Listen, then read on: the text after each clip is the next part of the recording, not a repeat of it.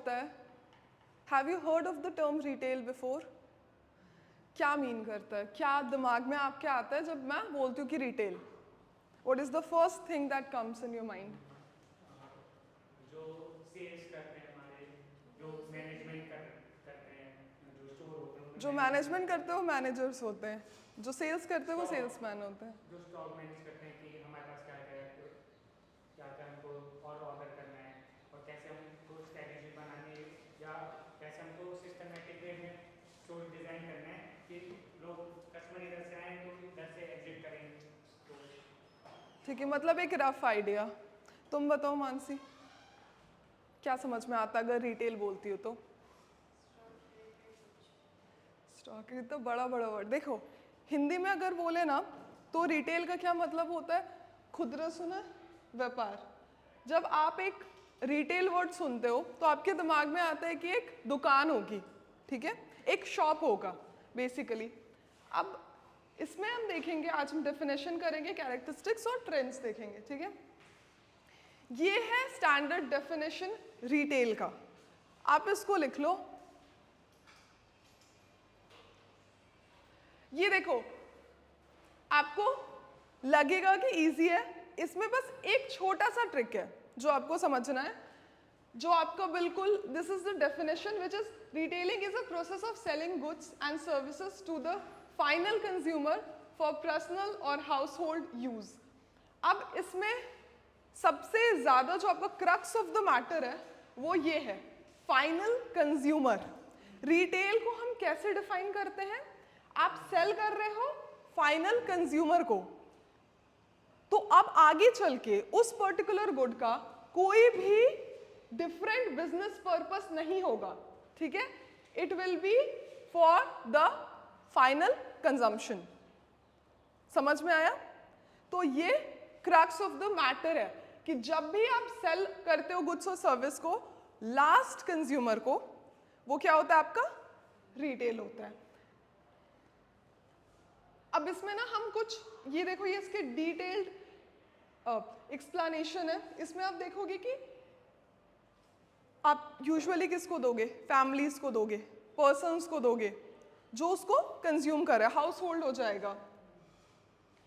अब इसमें हम डिफरेंट एग्जाम्पल और सिनेरियोज कंसिडर करते हैं। इसमें क्या होगा, आपका थोड़ा सा टाइप्स ऑफ रिटेलिंग भी कवर होगा, जो आपका नेक्स्ट टॉपिक होगा नेक्स्ट क्लास में, थोड़ा सा उसका बेसिक्स होगा और आप ये समझोगे भी। अब मैं आपको डिफरेंट सिचुएशंस देती हूँ। सबको क्लियर हो गया क्या होता है रिटेलिंग?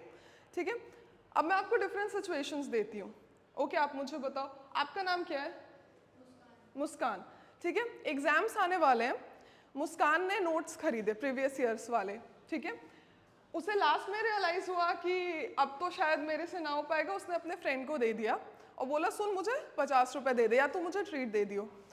उस केस में मुस्कान क्या है? आप बताओ। कस्टमर। आप मुस्कान फाइनल कस्टमर ही है। फाइनल कस्टमर है। आप फाइनल कस्टमर नहीं, फाइनल कस्टमर। और आप रिटेलर हो, ठीक है। और आपका रीजन क्या है?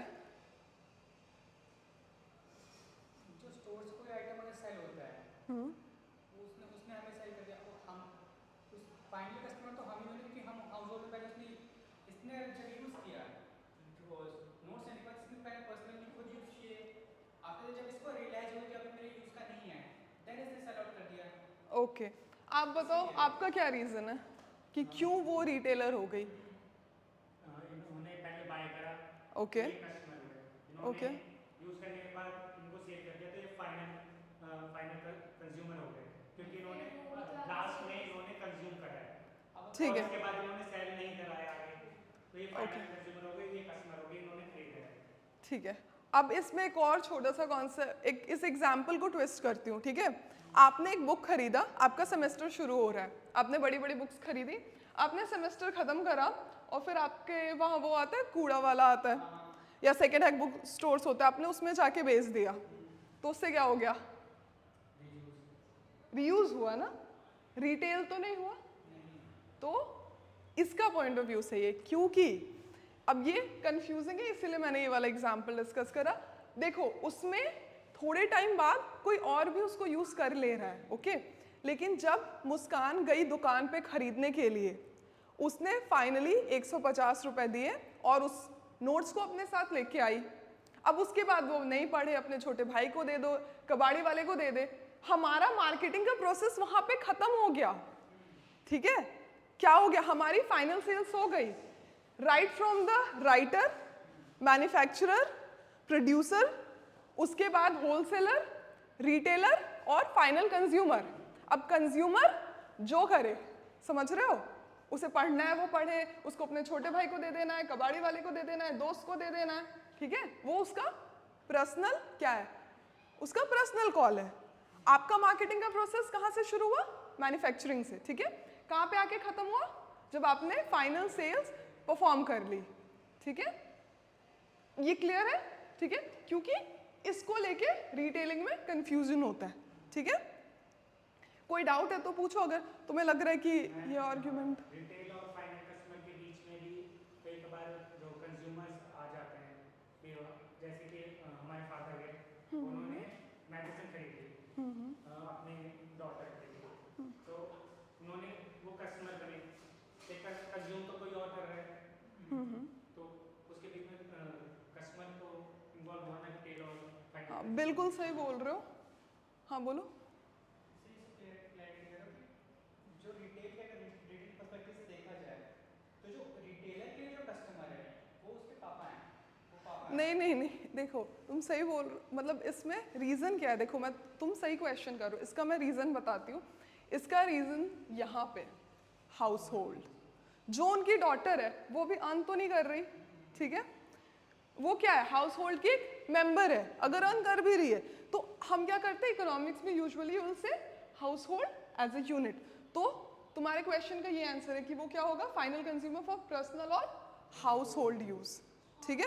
मैन्युफैक्चर कोई और कर रहा है, जैसे फैक्ट्री में मैन्युफैक्चर हुआ कोई प्रोडक्ट, ठीक है, और उसमें दुकान के पास आया और दुकान वाले ने बेचा, ठीक है, हाँ, तो उसमें मना है, रिटेलर कौन होगा? दुकान वाले ने बेचा, दुकान वाला हुआ जिसने, तो अलग है। हाँ मैन्युफैक्चर अलग है, ये चेन है, ठीक है। मैन्युफैक्चर ने प्रोड्यूस करा, फिर उसने बेचा होलसेलर को, होलसेलर क्या, या डिस्ट्रीब्यूटर, सप्लायर, उसको बेचा, फिर क्या हुआ, हाँ, तो हम रिटेलर ने फिर कंज्यूमर को बेचा, तो हम रिटेलिंग उसी को बोलते हैं जो फाइनल कंज्यूमर तक पहुंचता है, तब हम उसको बोलते हैं रिटेलर। अब मैन्युफैक्चरर ने बेचा होलसेलर को, या वो किसी को ऐसे बेच रहा है, तो आप उसको रिटेलिंग नहीं बोलोगे, ठीक है, वो स्टेज है रिटेल।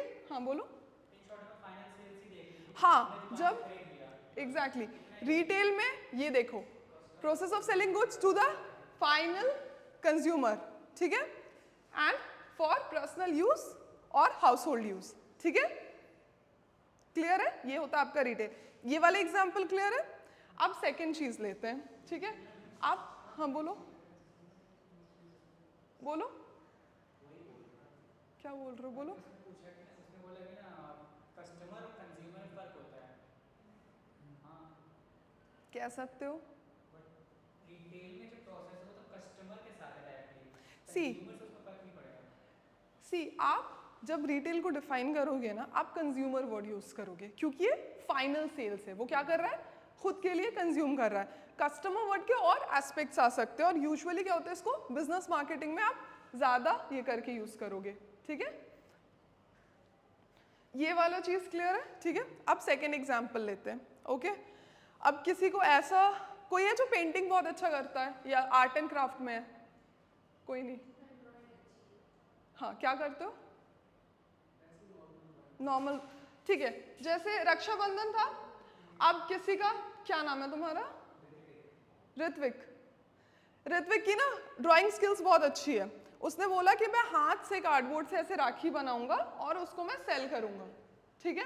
तो इसने ये काम करा, लास्ट मंथ पूरे जुलाई में इसने यही वाला काम करा, ठीक है, इसने हाथ से राखीज बनाई और उसको सेल करा। ऋत्विक क्या हो गया, क्योंकि वो प्रोड्यूस भी कर रहा है, कस्टमर्स लोगों के पास भी जाके बोल रहा है कि ये देखो मेरी राखी ले लो अपने फ्रेंड्स एंड फैमिली को, पैसे भी ले रहा है, तो ये क्या हो गया, आप बताओ। हो सक क्योंकि वो क्या कर रहा है, फाइनल, हाँ। अब इसमें चेंज क्या है कि वो प्रोड्यूस भी खुद से कर रहा है, तो वो प्रोड्यूसर भी है, डिस्ट्रीब्यूट भी खुद से कर रहा है, डिस्ट्रीब्यूटर भी है, रिटेलर भी है। क्या है वो? वन मैन शो है, ठीक है। अब इसके लिए एक वर्ड यूज होता है, कभी सुना होगा सोल प्रोप्राइटर करके। उसमें क्या होता है कि वो सारी चीजें खुद कर रहा है, लेकिन वो क्या होता है उसमें रिटेलर। हम तब बोलेंगे कि हमें बस इस रिटेल मैनेजमेंट में ये देखना है कि फाइनल सेलिंग कहाँ हो रही है। ये क्लियर रहेगा, ठीक है। आगे चलते हैं।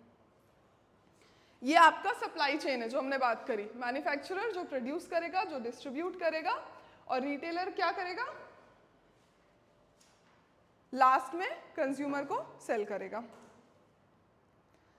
अब आप इस बेसिस पे बताओ, आपको क्लियर हो गया रिटेलिंग क्या होती है, ठीक है। इस बेसिस पे आप बताओ इसके क्या कैरेक्टरिस्टिक्स हो सकते हैं, क्या इसका नेचर हो सकता है। एक तो चलो होगा it will always be sold to the final consumer, एक कैरेक्टरिस्टिक्स डेफिनेशन से क्लियर है। आप डेफिनेशन के बेसिस पे बताओ और क्या हो सकता है इसका कैरेक्टरिस्टिक्स। आप जो शुरू में बोल रहे थे, याद करो कि अपने दुकान के स्पेस को मैनेज करते हैं, इन्वेंट्री लास्ट वाला मैनेज करते हैं,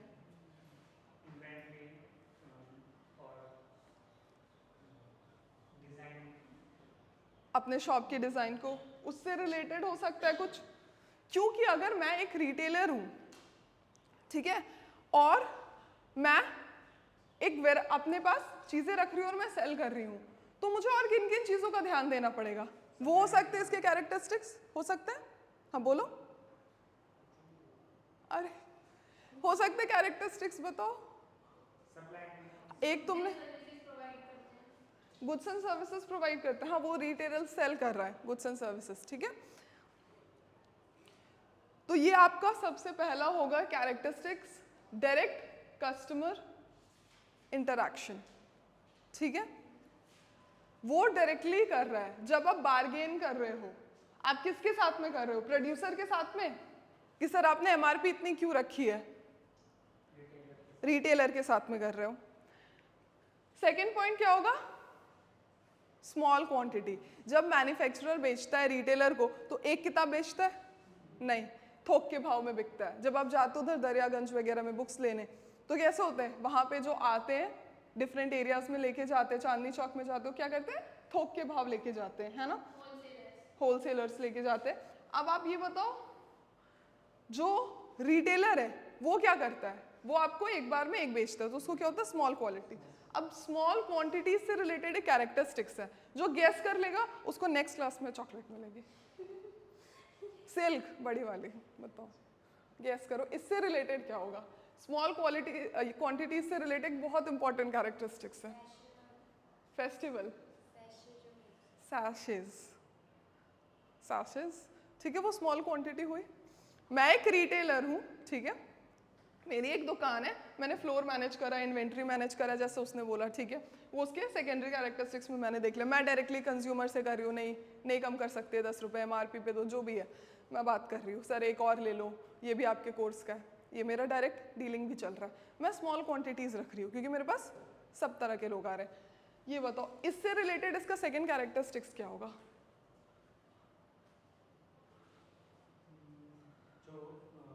छोटी चीज़ें जो इजीली आइज कैच कर लेती हैं, वो हम जहाँ पर हम कैश दे होते हैं यूजली वहाँ पर रखी जाती है, ताकि कस्टमर आए तो ये भी ले ले। तुम्हारा डिजाइनिंग में इंटरेस्ट है, ये वही ठीक है। वन ऑफ द ये है कि आप जो तुमने पहले बोला इसमें ही आ जाएगा। आप स्टोर डिजाइन ऐसे करोगे कि जब वो जा रहा हो तो देखते हो कैंडीज यहाँ पे रखे रहते कि अगर मुझे चेंज नहीं देना तो मैं कैंडी दे दी, मेरा तो बिक भी गया और कस्टमर भी कुछ नहीं बोलेगा, या जब वो जा रहा हो तो लेता। ये सेम चीज़ आप स्विगी में भी देखोगे, जो आपके रेगुलर एड ऑन्स होते हैं इंस्टामार्ट में या ब्लिंकिट जैसे ऐप्स में, वो रहते हैं कि कोई कुछ आप एड ऑन कर लो, कोई छोटी सी चॉकलेट या जो आप हमेशा करते हो, ठीक है। वो तो चीज़ हो गई, वन ऑफ द फैक्टर्स हो गया सेल्स बढ़ाने के लिए। आप एक क्वालिटी बताओ रिटेल की इससे रिलेटेड, बता सकते हैं? स्मॉल क्वांटिटी से रिलेटेड इसका डायरेक्ट इम्प्लीकेशन है काइंड ऑफ।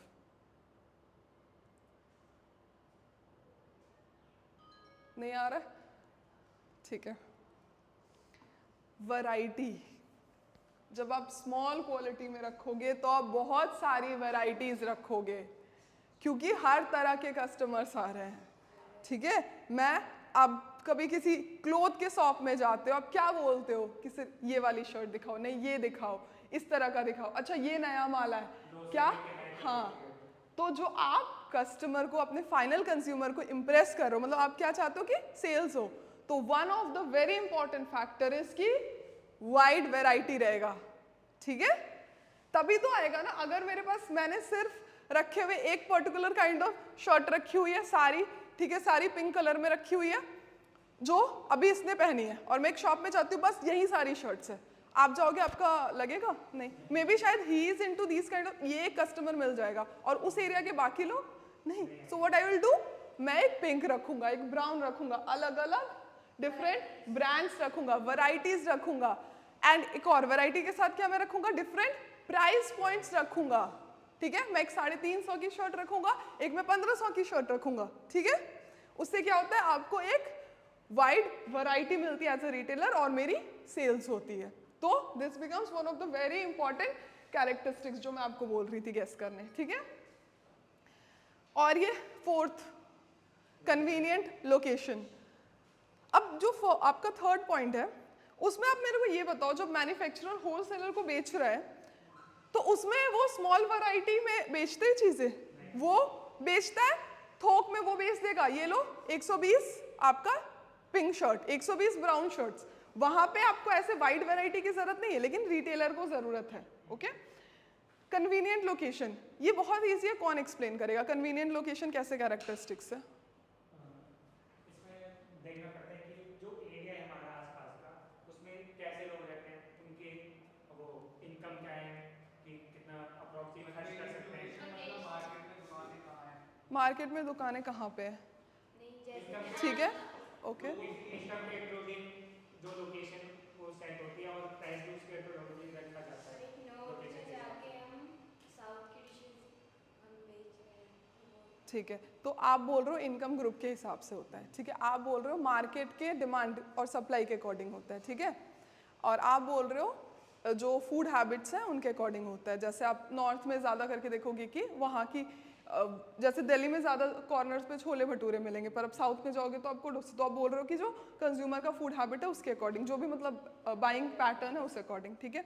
आप कुछ ऐड करो कन्वीनियंट लोकेशन में, और क्या आ जाएगा। कन्वीनियंट लोकेशन में सीधा कह सकते हैं कि हमारे जो स्टोर की लोकेशन है वो एक ऐसी जगह पे होनी चाहिए, जरूरी नहीं कि वो मार्केट में हो, जरूरी नहीं कि वो किसी और जगह पे हो, एक ऐसी जगह पे होनी चाहिए जहाँ पे ज़्यादा से ज़्यादा कस्टमर्स की रीच हो सके, मैक्सिमम रीच पॉसिबल हो सके, ताकि मेरा मैक्सिमम सेल्स मैक्सिमाइज हो। आप बताओ और क्या हो सकता है। नियर बाय लोग, मतलब जो लोग रहते हैं उनका टेस्ट क्या है, उनकी मतलब वो क्या है, वो पहचानते हैं। वो उनका क्या प्रेफरेंस है, और आपका। कि मतलब जहाँ पे कस्टमर्स इजीली मतलब उन्हें चीजें मिल सके, जहाँ पे उनकी नीड्स पूरी हो सके, ठीक है, लोकेशन भी होनी जैसे चाहिए। स्कूल है तो सामने हम स्टेशनरी खोल सकते हैं, या जैसे मतलब हम लोग कन्फेक्शनरी खोल सकते हैं, बच्चे खरीदते हैं तो। ठीक है, ओके सही। हाँ ऐड करो, बोलो। जो हमारे कॉम्पिटिशन है। कंपटीशन, हाँ ये मिसिंग था, कंपटीशन वेरी इंपॉर्टेंट। कि अगर देखो आप जैसे बोला ना कि सामने में शॉप है, ठीक है, स्कूल की, 6 लोगों ने अभी खोल ली है, हाँ, तो कॉम्पिटिशन क्या होगा, कंपटीशन। तो कंपटीशन भी मैटर करता है। तो अब अगर आप देख रहे हो कि 6 नोटबुक की दुकान है, तो चलो मैं एक थोड़ा कुछ गिफ्ट की निकाल देता हूँ, या फिर मैं किसी और चीज़ पे फोकस कर देता हूँ जो बच्चों को चाहिए हो, मे बी शायद मैं फोटोकॉपी का लगा लेता हूँ, ठीक है। अब देखो इंडिया का ऐसा मार्केट है कि आप फोटोकॉपी का लगाओगे तो 4 लोग और लगा ही लेंगे, that is different, but you have to constantly differentiate yourself, ठीक है। हाँ, आप बोल दो कि मैं कलर प्रिंट सब 10 में करते मैं 8 में दूंगा, वो अलग अलग सबके सेल्स के टैक्टिस होते हैं। देखो जब मैं कन्वीनियंट लोकेशन पढ़ रही हूँ तो मुझे ज़्यादातर बुक्स में आपको इस रिगार्डिंग 6 पॉइंट्स आएंगे, ठीक है, जिसमें से 4 मेजरली आप लोगों ने बोला।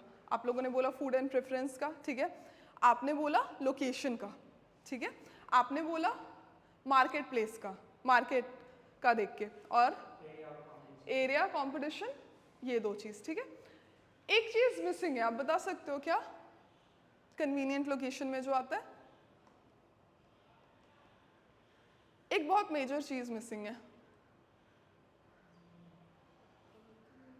मतलब वहाँ की वो कैसे एग्जैक्टली इनकम पे बहुत ज़्यादा डिपेंड करता है, ठीक है। किसने बोला था? ठीक है, तो एक इनकम फैक्टर बहुत ज़्यादा होता है कि आप किस सोसाइटी के बाहर में हो। अगर मैं एक बहुत ही पॉश सोसाइटी के बाहर में 20 रुपए का किताब बेच रही हूँ तो नहीं होगा, नहीं कोई खरीदेगा, ठीक है। तो उस हिसाब से होता है। अब आप कुछ एग्जाम्पल दे सकते हो कहाँ पे क्या प्रॉफिटेबल होगा करना अलग अलग सिचुएशंस में। अब ये बताओ, ये वाला चीज़ अप्लाई करेगा मैन्युफैक्चरिंग और होलसेलिंग में? उनके तो डार्क स्टोर्स होते हैं, वो तो बेसिकली चाहते कि वहाँ पे ना आए कोई। हाँ, वो तो चाहते उनके डार्क स्टोर्स होते हैं होलसेलिंग में, यूजुअली आप देखोगे अंडरग्राउंड्स होते हैं उनको। एक और चीज़ होता है कि ये देखो, अगर आप देखोगे ना तो बड़े बड़े बोर्ड्स लगे हुए रहेंगे, ठीक है। अभी आते वक्त यू वुड सी कि वो और ज़्यादा अट्रैक्ट करने की कोशिश करेंगे। जैसे आप, एक ऑटो की दुकान थी, एक एरिया था जिसमें बहुत सारे ऑटो के शॉप्स थे, और एक पर्टिकुलर ऑटो वाले का था जहाँ पे ऐसे लिखा हुआ था हम क्रॉस कर रहे हैं कैब से, और मैंने देखा कि वहाँ पे लिखा हुआ था मजनू भाई ऑटो वाले। अब वो इमीडिएटली मेरे को ऐसे स्ट्राइक करा, है ना, कि चलो उस एरिया में एक ऐसा करके दुकान है, उसने क्यों रखा है, क्यों लिखा है ऐसा नाम? हाँ हाँ, होता है ना। अब जैसे आपने जैन सिकंजी के ऐड देखे जब आप दिल्ली से हरिद्वार जाते हो, तो जैन सिकंजी वाले, जैन सिकंजी बड़े भाई, असली जैन सिकंजी, तो वो क्या करते हैं, वो और अट्रैक्टिव करने की कोशिश करते हैं, ठीक है, कि हम ओरिजिनल है, हमारे पास आओ। इमर्जिंग ट्रेंड से पहले हम एक और चीज़ करेंगे, ठीक है। आपका इसमें मैं आपको डिफरेंट एग्जांपल्स दूंगी, ठीक है, मेजरली 3। आप बताना वो रिटेलिंग से होता है कि नहीं। अगर आप ये बताओ, एक तो हमने बात करी कि अगर वो सिंगली मैन्युफैक्चरर करके सेल कर रहा है, ठीक है। एक तो हमने दुकान की बात कर ली, तो आपका फर्स्ट क्या हो गया कि मेरे को एक दिन फीलिंग है मैं अपना दुकान लगाता हूँ, बहुत लोगों का दुकान है। उसका क्या होता है, इंडिया में अगर आप स्मॉल सिटीज़ में जाओगे तो shop is like one of the major source of income for lower middle class तक अगर आप देखोगे तो। और जैसे जैसे शॉप बढ़ते जाती है क्या होता है, उस हाउस होल्ड का इकोनॉमिक कंडीशन बेटर होते जाता, ज़्यादा अर्निंग होते जाती है। अब मुझे ये बताओ कि आप लोग कोई दिल्ली से, बाहर से? सब दिल्ली के ही हो। डिफरेंट अगर आप एरियाज में जाओ दिल्ली में भी, या यूजुअली देखो रांची में क्या है कि देयर इज वन शॉप, ठीक है। अब around Kaveri for example bakeries है, अब क्या है उसके डिफरेंट लोकेशन पे, एक लालपुर में, एक दूसरे जगह पे, एक कहीं और पे, उसमें आप क्या बोलोगे? एक तो आपने बोला कि एक सिंगल शॉप है, उसका एक ओनर है, एक उसने स्टार्ट करा था एक से, कावेरी बेकरीज से, ठीक है। अब वो रांची के 6 डिफरेंट लोकेशंस में आउटलेट्स हैं, वो क्या होगा? रिटेल होगा,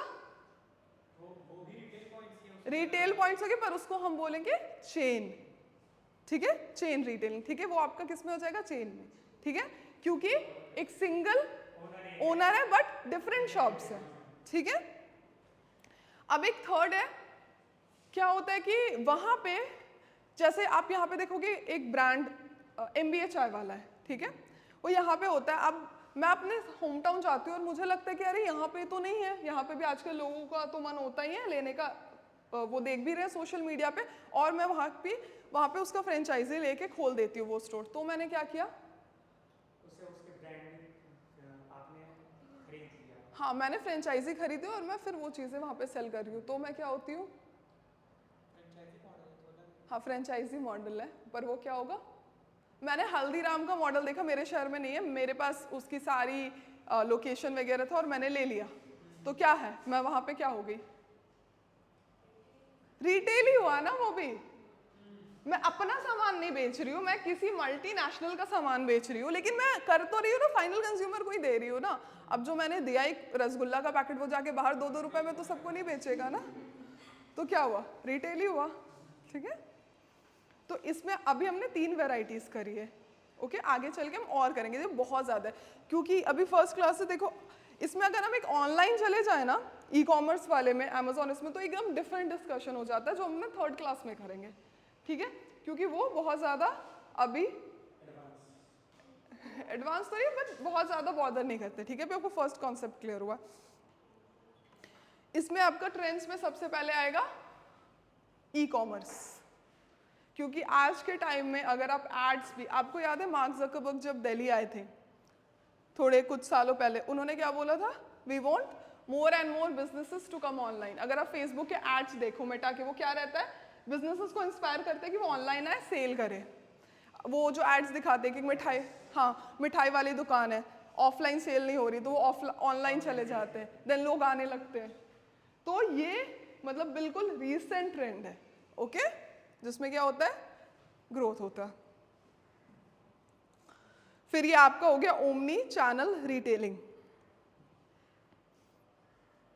इसमें हो जाएगा आपकी वेरियस इंटीग्रेशन, बहुत सारी चीजें मिल रही हैं, ठीक है। जैसे आप एक आप एक सुपरमार्केट में गए, हाइपर सुपरमार्केट, उसके भी और वैरायटीज होते हैं जो हम आगे चल के करेंगे, जिसमें आप गए और आपको बहुत सारी चीजें मिल रही हैं, ठीक है। अब इसमें ना एक बहुत ही इंपॉर्टेंट केस स्टडी आता है, बिग बाजार का नाम सुना है, पैंटालून्स का सुना है। पैंटालून्स वर्ड कहाँ से आता है पता है, पतलून, हाँ एग्जैक्टली। सो ये पतलून से आता है, उन्होंने पहले पैंटालून्स करा, फिर बिग बाजार खोला, एंड ही इज मेनी वे के शोर बनाने की जो बात करें उनकी हम केस स्टडी पढ़ेंगे। सो ही, और अभी इतना सक्सेसफुल होने के बाद भी पतलून को उन्होंने क्या करा कि ट्रेंडी करा के पैंटालून्स करा, then he came to Big Bazaar and he had a goal कि वॉट एवर डायरेक्ट सेलिंग हो सकती है कंज्यूमर से, मेरा गोल है इंडिया में मैं उस सारे चीज़ में हूँ। फ्यूचर ग्रुप की जब हम बात करते हैं, उनका जो नहीं कि फ्यूचर ग्रुप उन सारी चीज़ों में जाएगा, बट अल्टीमेटली क्या हो गया अभी तो आपको पता है, बिक गया है, it got sold to Reliance.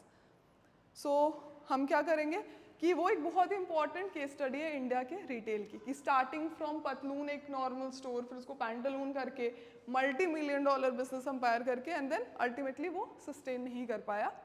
सो बहुत सारे उस पर पेपर्स है, रिसर्च पेपर्स भी, और बहुत इंपॉर्टेंट केस स्टडी है। एक और ट्रेंड जो बहुत ज़्यादा होता है आज के टाइम में, आप ऑलमोस्ट हर जगह, अब HRM में भी हमने पढ़ा था last semester, green HRM, sustainable practices, क्योंकि सस्टेनेबिलिटी ऑलमोस्ट हर जगह अभी रेलेवेंट है। क्यों रेलेवेंट है बता सकते हैं क्यों? हम जब भी कुछ पढ़ते हैं क्यों सस्टेनेबिलिटी एक इमर्जिंग ट्रेंड आ जाती है, HRM में भी थी सस्टेनेबल, ठीक है, मार्केटिंग के दूसरे ब्रांच में भी होगी, रिटेल में भी होगी, क्यों? रिसोर्सेज खत्म हो रहे हैं, क्योंकि हमें पता है कि हम एनवायरनमेंट के साथ में अभी गलत, पर इसका कुछ ऐसा एकेडमिक रीजन पता है? Sustainable economic development SCG goals के बारे में पढ़ा है? हाँ 17 गोल्स होते हैं। तो अगर आप देखोगे ना तो वो क्या है, UN का गोल है, okay, for all member countries, कि हमें और सस्टेनेबल होना अक्रॉस डिफरेंट रिसोर्सेज। तो इसीलिए हम जिस भी फैक्टर की बात करते हैं, sustainability will always emerge as a emerging trend. अब ये पर्सनलाइजेशन, इसमें कोई एग्जांपल दे सकता है कि पर्सनलाइजेशन का जो कॉन्सेप्ट है ये बहुत स्पेसिफिक है रिटेलिंग में ही।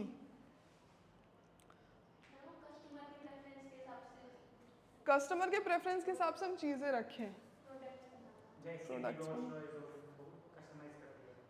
ठीक है, वो बहुत बड़े लेवल का हो गया। मतलब इन जनरल बताओ कोई छोटी चीज़ है कोई जो आपको कस्टमाइज, जैसे उसकी राखी की शॉप थी, ठीक है, अब राखी तो सब बेच रहे हैं 10-10 रुपए में, वो अगर इंडिविजुअली बना रहा है तो उतने में बेच भी नहीं पाएगा, तो वो क्या कर सकता है, ऑफर कर सकता है कि मैं आपके भाई का नाम लिख के दूंगा, कस्टमाइज कर सकता है। वो एक होता है जो आप क्या कर सकते हो, रिटेल के लेवल पे ऑफर कर सकते हो, personalisation one of the factors होगा। और आप, हाँ बोलो, कस्टमाइज शर्ट हो गई, बेवकूफ़ वगैरह की जब आप बात करते हो, ठीक है। अब कस्टमाइजेशन जो होता है ना और पर्सनलाइजेशन, ये दो नीसेस, दो तरह से डिफरेंट होता है, ठीक है।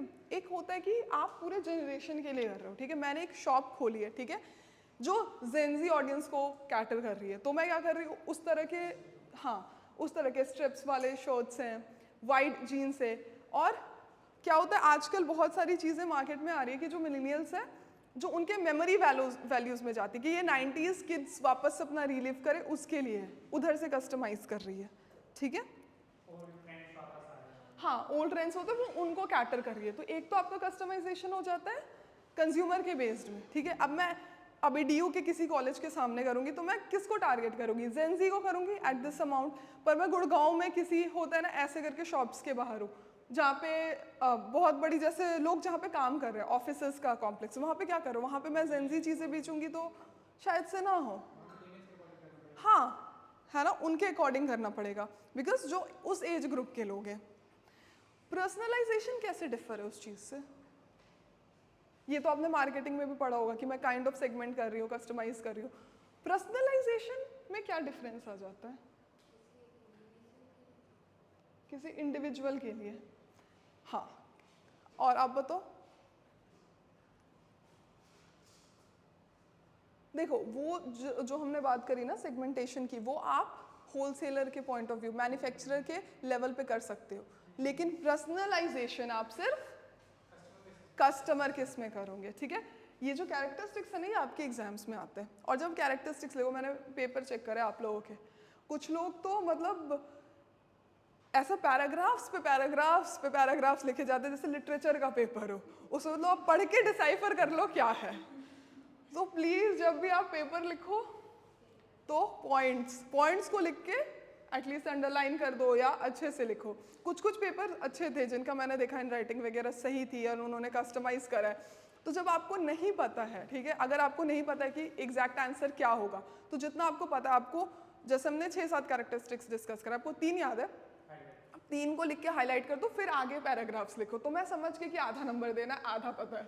आपको पता नहीं है तो आप पैराग्राफ लिखे जा रहे हो और फिर पढ़ के एग्जामिनर देख रहे हैं कि अच्छा नहीं, 1 पॉइंट तो है, पूरे 6 पैराग्राफ में 2 पॉइंट है। तो कोई लॉजिक नहीं है ना। और वही, और आपके जो सेगमेंट मार्केटिंग के पेपर है उसमें सेगमेंटेशन का एक क्वेश्चन था, उसमें तो पैराग्राफ्स पे पैराग्राफ्स की this is customer, this is example this, उसमें वो एग्जाम्पल बोल के मार्केटिंग का एग्जाम्पल, उसमें उसने पूरा फ्लिपकार्ट का हिस्ट्री बताया हुआ है कि वो कैसे स्टार्ट हुआ था। तो मेरे को समझ में आ गया कि आपको नॉलेज है जनरल, लेकिन इस आंसर में फ्लिपकार्ट में तो मैं तो कुछ सेगमेंटेशन करा भी नहीं है। और फिर मैं मैम से पूछ रही हूँ कि कुछ ऐसा है कि मैं मिस कर रही हूँ इसमें, क्योंकि इसने 3 पेज लिखा है। मतलब देखो उसमें क्या होता है ना, आपका गोल होना चाहिए ना कि आप एग्जामिनर को तंग मत करो, ठीक है? बिकॉज अगर इन जनरल पेपर और अपने 3 पॉइंट भी रखे हैं, एग्जामिनर को लगेगा ठीक है, अगर मैंने एक कॉपी 5 मिनट में 10 मिनट्स में चेक कर ली तो मेरा दिमाग ठीक है, यू नो, वो आपको एक एवरेज मार्किंग जो भी आपके हिसाब से दे देगा। आपको भी पता है जितनी आपकी नॉलेज है टॉप तो आप ऐसे भी नहीं कर रहे हो, तो आप पैराग्राफ्स पे पैराग्राफ्स लिख के मतलब क्या कर रहे हो? अब उस पेपर को चेक करने में 40 मिनट लग गए, अब उस मेंटालिटी में वो एक मार्क्स दे रहा है फाइनल, तो आप सोचो वो क्या देगा।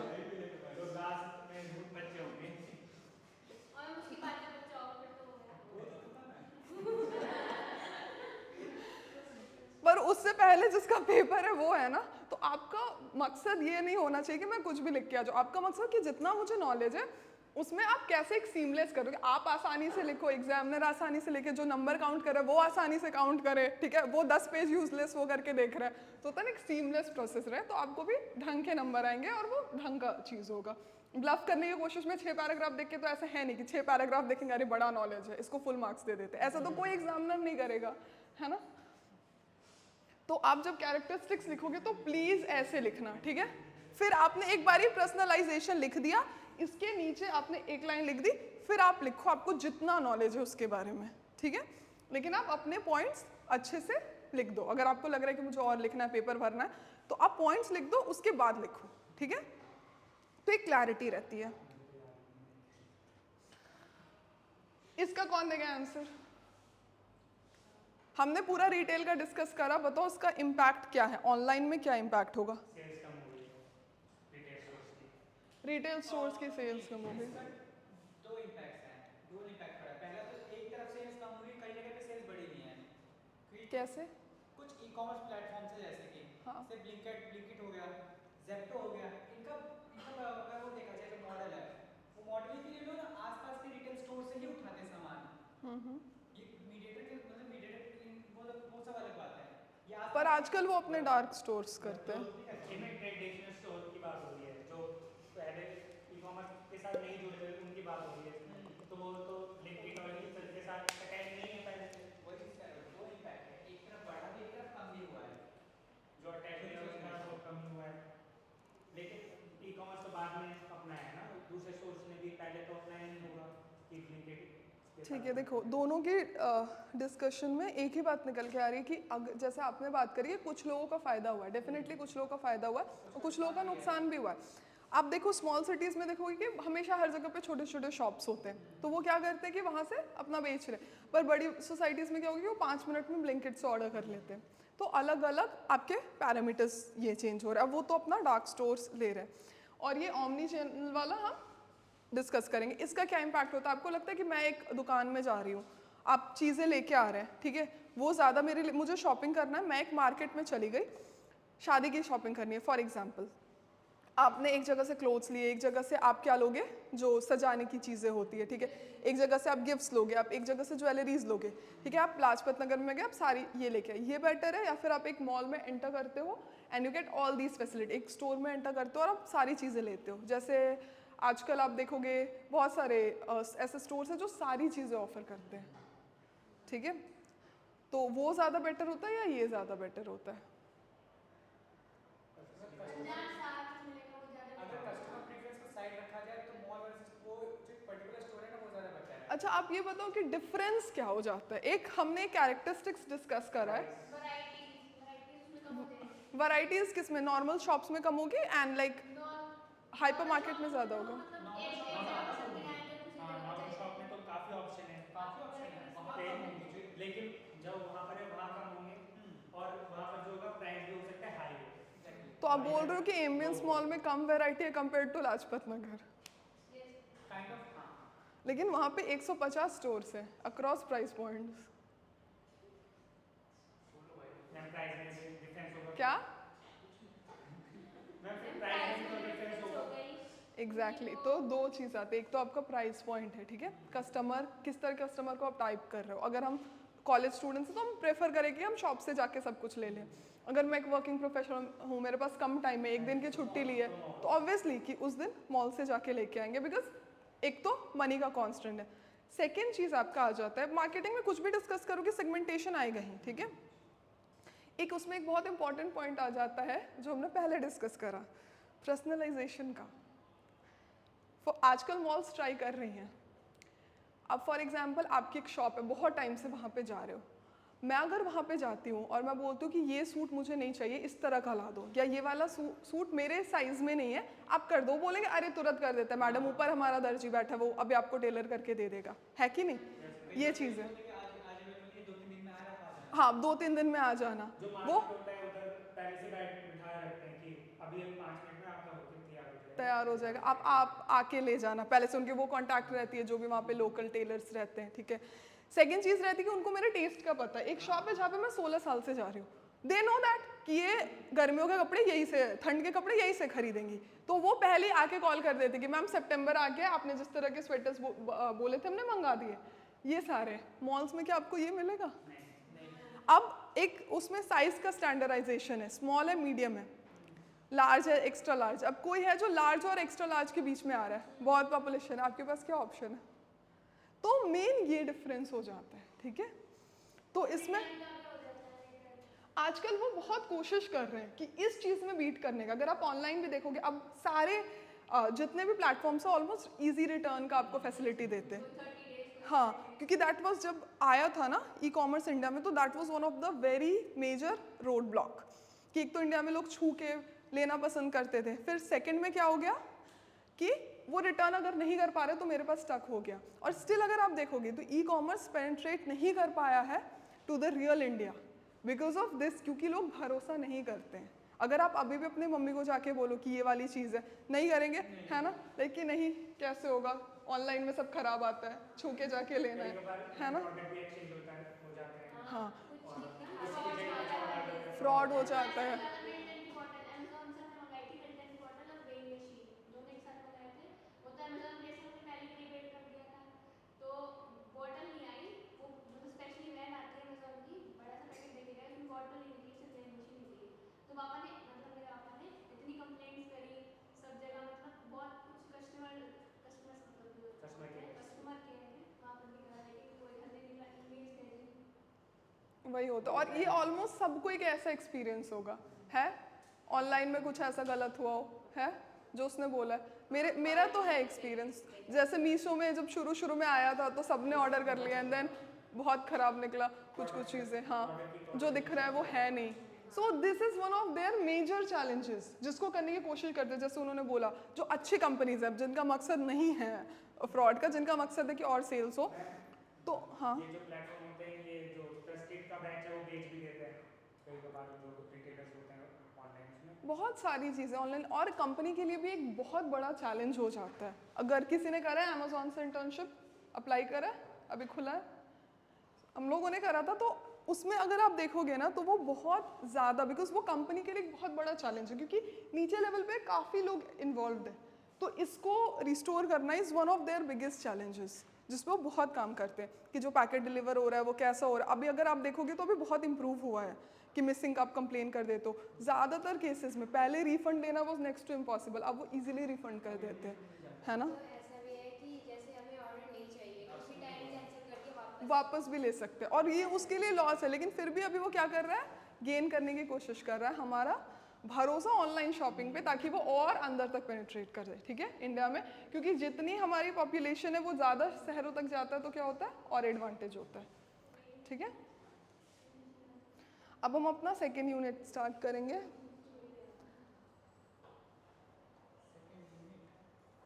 सेकेंड क्लास कह सकते हो, यूनिट तो एक ही है।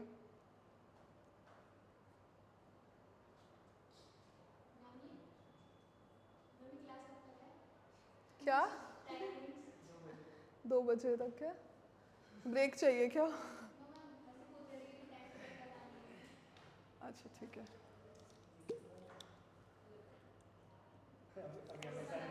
सर ये बना लेते हैं, हमारे पास भी नहीं है।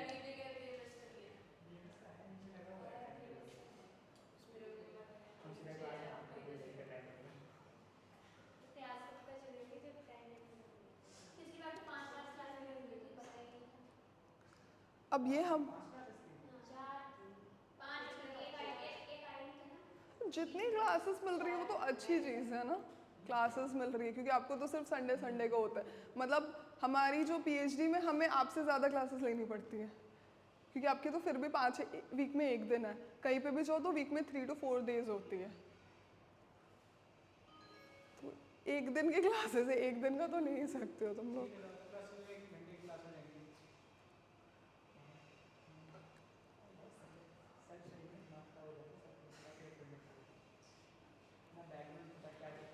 ठीक है, अब मेरे को रिटेल को डिफाइन कौन करेगा? फर्स्ट वाले क्लास का डेफिनेशन बताओ रिटेल का। एग्जैक्ट डेफिनेशन तो नहीं है, बट ये 40 मिनट हुए पड़े हुए। Retail is a process of selling goods and services to the final consumer for personal use और हाउस लोड, याद आ गया? ठीक है, कैरेक्टरिस्टिक्स क्या क्या होते हैं रिटेल के? 4 मेजर बता दो। स्मॉल क्वांटिटीज, ठीक है, वाइड असॉर्ट वैरायटीज और कन्वीनियंट लोकेशन। और पहला वाला शब्द छोड़ दिया, पहला वाला क्या था? Direct customer interaction. Emerging trends में क्या क्या आते हैं? इमर्जिंग ट्रेंड्स में e commerce growth, omni chain, ठीक है, स्ट्रैटेजी और पर्सनलाइजेशन और सस्टेनेबिलिटी, ठीक है। तो ये आपका जो बेसिक है रिटेल का वो हुआ। डेफिनेशन विद कैरेक्टरिस्टिक्स देखना इंपॉर्टेंट है, ठीक है। अब यहाँ पे इमर्जिंग ट्रेंड्स और हिस्टोरिकल बैकग्राउंड की बात करेंगे। इसमें क्या होता है, ठीक है, जब हम इसको पढ़ रहे हैं, ठीक है, ताकि हम एक कॉन्टेक्स्ट सेट कर पाए।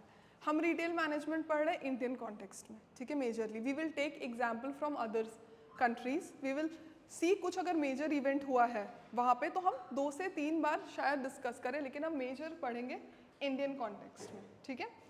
इसके लिए हमें बहुत ज़्यादा इंपॉर्टेंट है इसका हिस्टोरिकल बैकग्राउंड समझना। और जब इंडिया के हिस्टोरिकल बैकग्राउंड की बात करेंगे तो इंडिया की हिस्ट्री में सबसे ज़्यादा मेजर लैंडमार्क क्या हुआ है? हाँ, थैंक गॉड। एक क्लास में एक बच्चे ने बोला कि मैम अमेज़ॉन आ गया। तो ठीक है, independence was one of the biggest historical movement, ठीक है, जो हमारे आता है। तो हमारा कुछ भी फिनोमेना है वो पहले प्री इंडिपेंडेंस में जाता है और पोस्ट में जाता है। ऐसा तो है नहीं कि इंडिपेंडेंस से पहले दुकान था ही नहीं, हम लोग रिटेल जानते ही नहीं थे क्या होता है, ना मार्केटिंग होती थी इस देश में, ऐसा तो नहीं था। हमारा तब भी एक सिस्टम था, एंड देन पोस्ट इंडिपेंडेंस क्या होता है, वो चेंज होता है, ठीक है, when we become a republic. But India का एग्जिस्टेंस प्री इंडिपेंडेंस है, और उसमें क्या होता था, हमारे पास अनऑर्गेनाइज्ड रिटेल सेक्टर्स होते थे, जिसको हम क्या बोलते थे, किराना। जब आपके पास हिस्टोरिकल बैकग्राउंड का क्वेश्चन आता है, अब ये इंपॉर्टेंट इसलिए अगर आपसे वो बैकग्राउंड भी पूछ रहा है, ठीक है, अगर आपको ज़्यादा लिखना है, कैरेक्टरिस्टिक्स भी पूछ रहा है, आप रिटेल को डिफाइन करके एक इंट्रोडक्शन दो, जिसमें अगर आप ये वर्ड्स यूज करते हो, हल्का सा इंडिपेंडेंट, हल्का सा हिस्टोरिकल बैकग्राउंड देते हो, तो आपका आंसर क्या होता है, लंबा होता है और परफेक्ट होता है, ठीक है। तो इसीलिए इसका बेसिक नॉलेज इंपॉर्टेंट है। तो प्री इंडिपेंडेंस हमारे पास जो बेसिकली रिटेल्स थे वो क्या थे, किराना। आज भी है, ऐसा नहीं कि वाइप आउट हो गया, लेकिन पहले क्या था कि ये प्रीडोमिनेंट था। रिटेलिंग में क्या होता था, अगर आपको कुछ चाहिए होता था तो आप एक किराना दुकान में जाते थे, आप लेके आते थे, ठीक है, मोस्टली सब कुछ होता था, एंड वो अपने एरिया के हिसाब से रखते थे।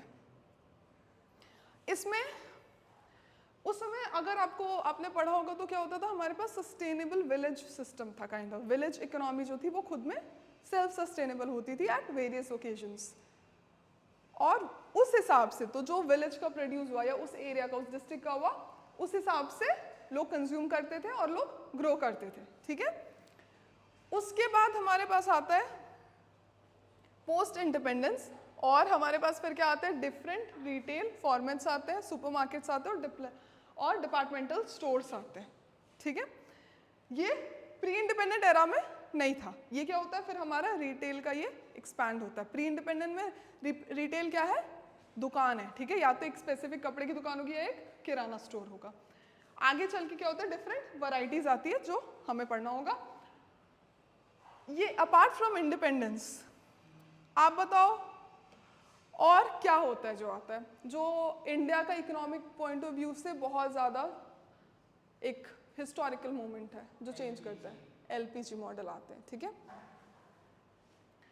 जो आपका लिबरलाइजेशन, प्राइवेटाइजेशन और ग्लोबलाइजेशन जो क्या करता है, आपके डिफरेंट मॉडल्स को चेंज करता है, ठीक है। अब हम देखेंगे कि ये कैसे होता है, कैसे इम्पैक्ट करता है हमारे marketing and retail in general को, ठीक है। किसको किसको पता है 1991 के रिफॉर्म्स के बारे में, बेसिक आइडिया है, इतनी बड़ी पढ़ा होगा स्कूल से, कुछ बेसिक आइडिया होगा, बताओ क्या होता है। 1990s में हमारी क्लोज इकोनॉमी थी, बाहर के देशों से हमारा इंटरेक्शन नहीं था, और 90s से वाली चीज़ें इंपोर्ट जरूर करते थे, लेकिन वो हमारे कस्टमर्स की डायरेक्ट रीच नहीं थी वहाँ तक के लिए। पहले गवर्नमेंट के हाथ में ज़्यादा था, मिक्स्ड इकोनॉमी हो गई ना, प्राइवेटाइजेशन ज़्यादा हो गया। ठीक है, तो अभी ना सोचो 15 मिनट्स आपका एक हिस्ट्री का बैकग्राउंड होगा, क्योंकि आप लोग को एक आइडिया है बट शायद से याद नहीं एग्जैक्टली क्या हुआ था। तो 1990s की जब आप बात करते हो, ठीक है, बिल्कुल ईयर 1990 में क्या होता है कि हमारे पास हम एक क्लोज्ड इकोनॉमी है, ठीक है, और हम कोशिश कर रहे हैं अपने एज अ इंडिपेंडेंट डेमोक्रेसी अपने आप को स्टैब्लिश करने की, स्ट्रॉन्ग इकोनॉमी बिल्ड करने की।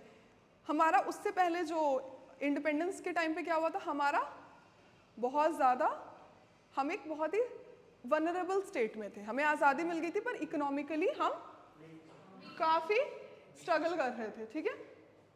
अब सोचो उस स्टेज से आप आते हो, इंडिपेंडेंस से आप 1990 में हो यहाँ पे, उसमें हमारे जो, अगर आप अपने 5 ईयर प्लान्स का सुना पढ़ा होगा, तो इनिशियल अगर आप हमारे 5 ईयर प्लान्स का सिस्टम देखोगे तो आप क्या देखोगे कि वहाँ पे हम पब्लिक सेक्टर पे बहुत फोकस कर रहे थे, इन्वेस्ट कर रहे थे। अगर एक कोट भी है बहुत फेमस बाय नेहरू, जो बोलते हैं कि दिस इज कि थ्रू इंडस्ट्रियलाइजेशन हम क्या करते हैं और ज़्यादा उस एरिया को डेवलप करते हैं। अगर आप देखोगे जमशेदपुर में और डिफरेंट जगह पे जो हमारे पब्लिक सेक्टर कंपनीज है वो अराउंड दिस टाइम पे स्टार्ट होती हैं, ठीक है। लेकिन 1990s आते आते उनको भी कुछ साल हो गया है, ठीक है, वो भी ऑपरेट कर रहे हैं 30-40 साल से, ठीक है। इंडस्ट्री को इनवाइट करा थे कि आके यहाँ इंडिया में establish करें। तो देखो ये आपने बोला, इसने भी बोला, अब इसका मेजर जो रीज़न है वो ये है कि वो अभी हम यहाँ पे देख रहे हैं, ठीक है। वन ऑफ के हम 90s में बैठे हैं, ठीक है, 1990 में है, ओके, और हम एक बहुत ही खराब फाइनेंशियल सिचुएशन में हैं। मतलब आज के हिसाब से आप शायद आप वो इमेजिन भी नहीं कर पाओगे। हमारे पास कार की 2 वैरायटी होती थी, आपको पता ही होगा, 2 तरह की। हमारे एक तो कंज्यूमर के पास लिमिटेड वैरायटी थी, पर वो चलो एक इकोनॉमिक लेवल पे प्रॉब्लम नहीं है, वो काम कर रहा था। बट क्या होता है कि हम एक बहुत बुरे डेथ ट्रैप में फंसे होते हैं, ठीक है।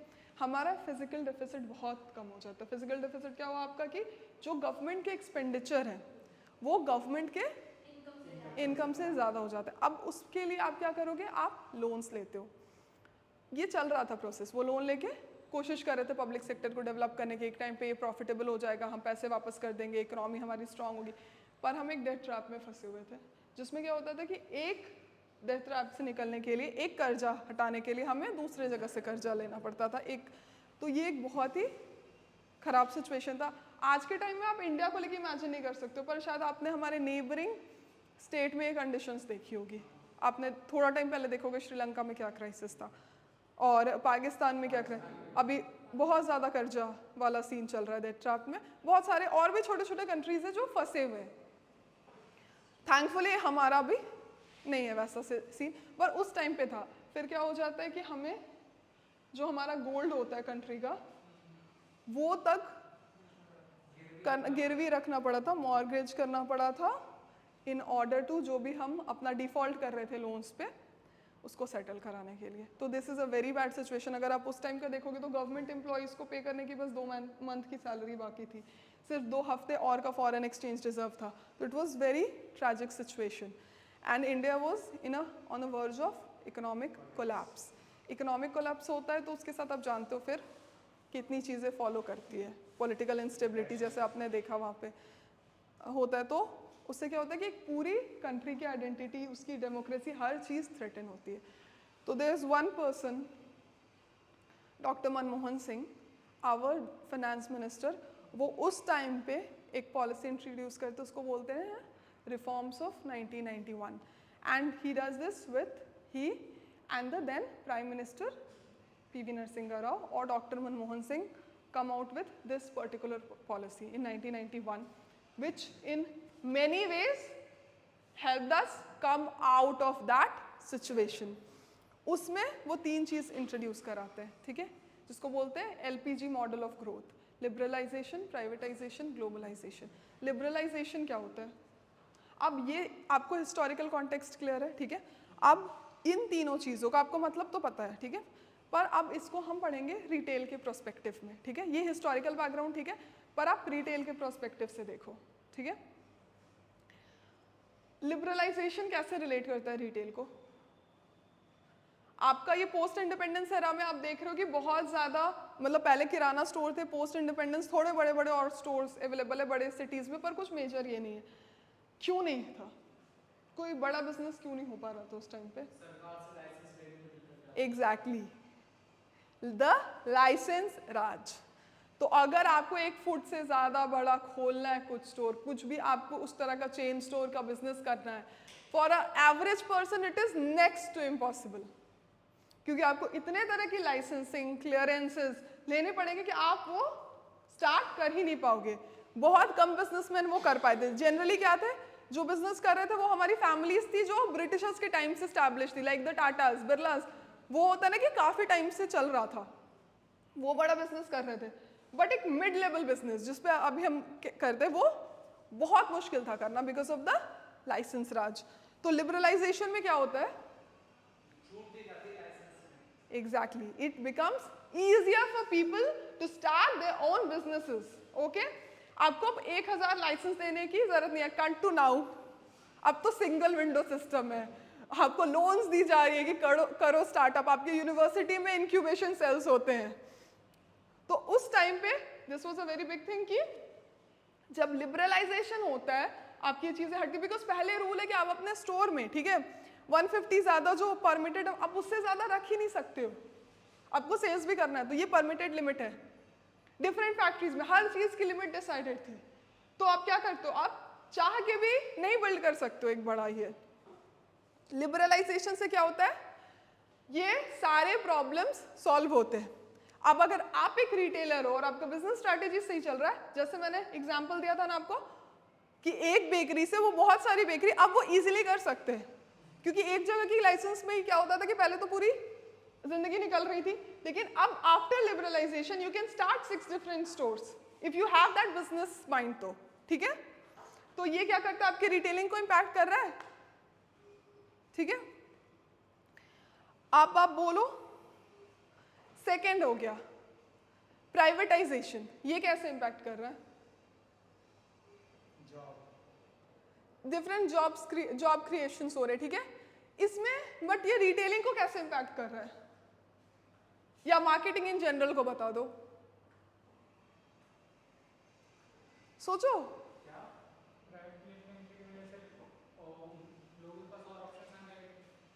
लोगों के पास ऑप्शंस आने लगे, पर रिटेल में क्या हो रहा है, रिटेल में बाहर की कंपनीज आ रही है ना, तो और स्टोर्स खुल रहे हैं, ठीक है, जो ग्लोबलाइजेशन में भी आएगा।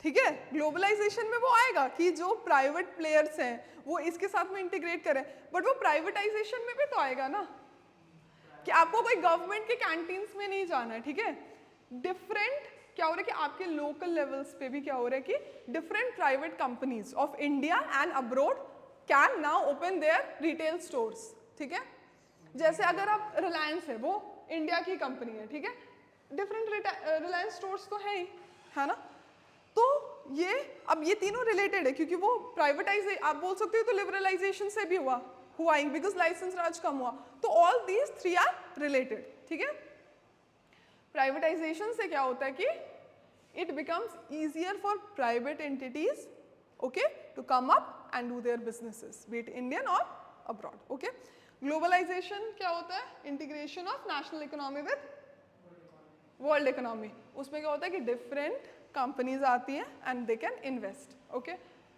एंड दे कैन ऑल्सो, कुछ बोल रहे हो तो वो क्या होता है डिफरेंट, अब इसमें अलग अलग आपने फॉर्मेट्स पढ़े होंगे।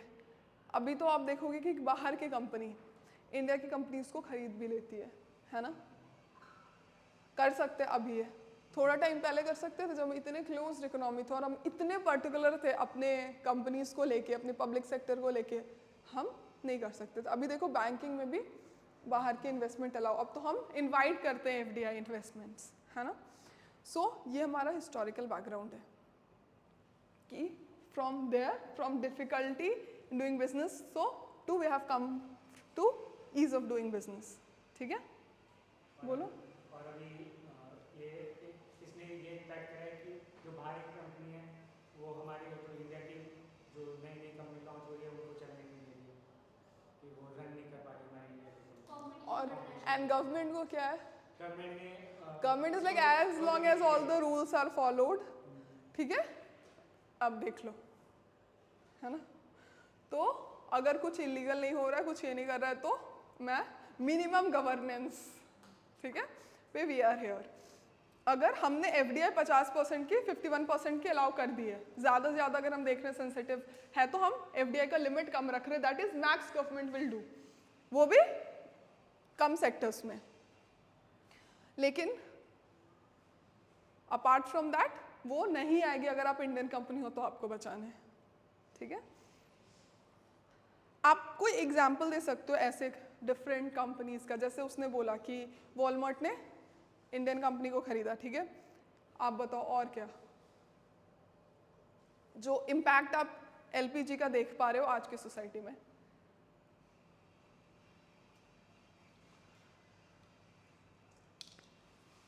चलो मैं एक एग्जांपल देती हूँ, बहुत ही कॉमन एग्जांपल है। पहले अगर आप बात करोगे ना, या फिर आप फोटोज देखोगे अपने पेरेंट्स की वेडिंग की या ताऊ जी की वेडिंग के, थोड़े जिनका हुआ है, तो आप देखोगे कि बहुत कम चीज़ें हैं। ठीक है, जनरली क्या होता था कि अगर मुझे याद है काफ़ी हमारे फैमिलीज में ऐसा होता है कि शादी की शॉपिंग के लिए नेपाल जाते थे। नेपाल ज़्यादा दूर नहीं है but they use to go to Nepal ताकि वैरायटी की चीज़ें मिल जाए। मतलब नेपाल में they had more variety than India, है ना। तो ये बिहार में कॉमन था कि जो वेल रेपुटेड जो फैमिलीज अफोर्ड कर सकती है वो नेपाल से जाके शॉपिंग अपने मंगवाती थी। तो अब भी लेकिन आप देखो आफ्टर एलपीजी चाइनीज़ जो हम देखते इतनी सारी चाइनीज़ चीज़ें अवेलेबल है, तो वो वन ऑफ द इम्पैक्ट है।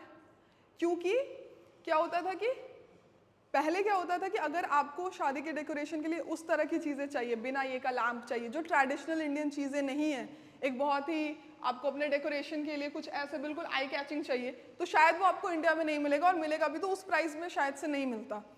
लेकिन क्या हुआ, after that our market was flooded with cheap and beautiful ऐसे आई कैचिंग गुड्स। एंड ये क्या हुआ, इसका रिटेल में बहुत ज़्यादा इम्पैक्ट हुआ, क्योंकि बहुत सारे ऐसे व्यापारीज होंगे, अभी भी अगर आप देखोगे जब रिटेल की बात होती है तो वो चाइना से लेके चीज़ें यहाँ पे बेचने लगे थे, जिसमें आपका क्या हो गया था, टॉयज़ हो गया था, एंड देन आपकी सजाने वाली डेकोरेटिव आइटम्स हो गए थे, फेस्टिव चीज़ें हो गई थी। इनफैक्ट इसका इतना इम्पैक्ट हुआ कि इंडिया के फेस्टिवल्स के हिसाब से चीज़ें मैन्युफैक्चर होने लग गई।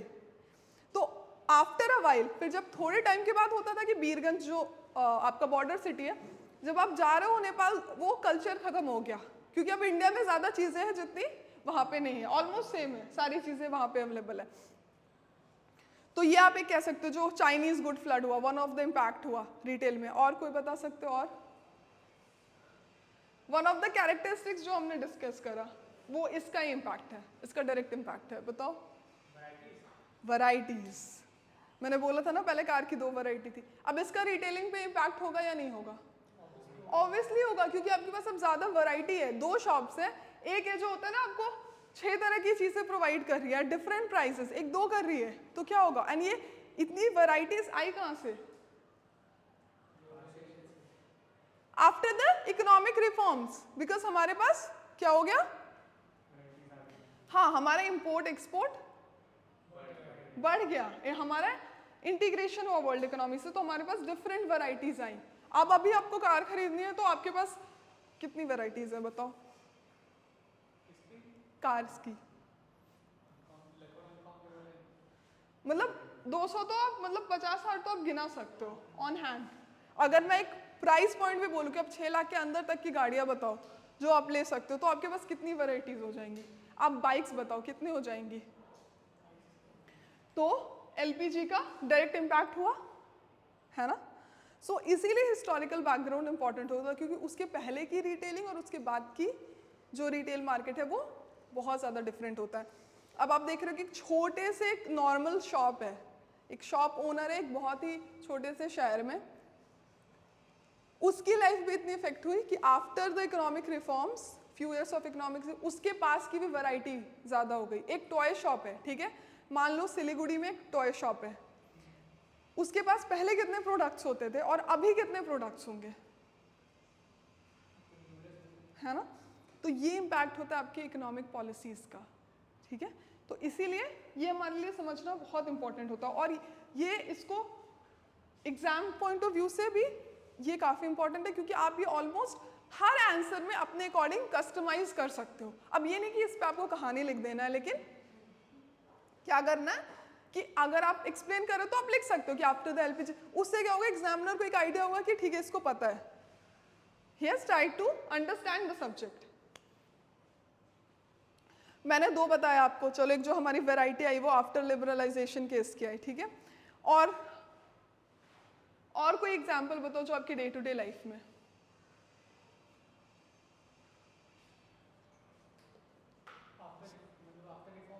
हाँ,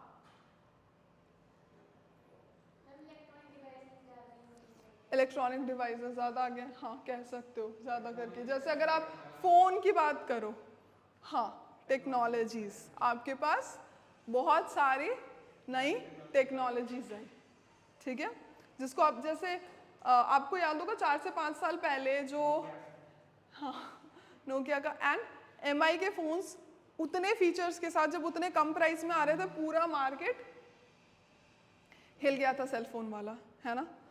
अब बताओ बिना एलपीजी के पॉसिबल हो पाता कि एक चाइनीज कंपनी आके सडनली इंडिया के मार्केट को इतना कर देती, इफेक्ट करती, और गवर्नमेंट ने बोला कि नहीं आप तो चाइनीज कंपनी नहीं, गवर्नमेंट इज लाइक कि बहुत ज़्यादा इंटरफेरेंस नहीं होगा। एक चलो आपने वैरायटी की बात करी, टेक्नोलॉजी की बात करी, और क्या हुआ, बहुत चीज़ें हैं, 14 to 15 है चीज़ें, अगर आप एक एवरेज बुक देखोगे तो हमने 4-5 क्या फूड में वैरायटी चाहिए आपकी डिफरेंट ये करके, जैसे अगर अभी जो हम पिज़्ज़ा खाते हैं या हम बर्गर कंज्यूम करते हैं जो वहाँ के बाहर का, अब इससे रिलेटेड क्या आता है, बाहर के फ्रेंचाइजी मॉडल्स आए, मैकडी, डोमिनोज, केएफसी, ये क्या है बाहर के, बर्गर किंग इंडिया का है, इंडिया का है, लैपिनोज इंडिया में ही है ना, I'll have to check किसका है, हो सकता है, मतलब फ्रेंचाइजी मॉडल है, ठीक है। पिज़्ज़ा गैलेरिया इंडिया का है, इंडिया का ही स्टार्टअप है, हाँ, और पिज़्ज़ा हट, ठीक है। सी दिस इज लाइक वो क्विजीन वहाँ पे डेराइव हुआ है, ठीक है, वो क्विजीन इटली में डेराइव हुआ, लेकिन वो अराउंड द वर्ल्ड सबसे ज़्यादा pizza is consumed in US, not in Italy, तो वो सारी चीज़ें ना अक्रॉस द वर्ल्ड। अब आप बताओ फूड पे इम्पैक्ट होता है, कल्चर चेंज हुआ है, किस तरह से, like business point of view से कैसे हुआ है, देखो कल्चर जो चेंज हुआ है, ठीक है, इसका बिजनेस पे कैसे इम्पैक्ट हुआ है बताओ,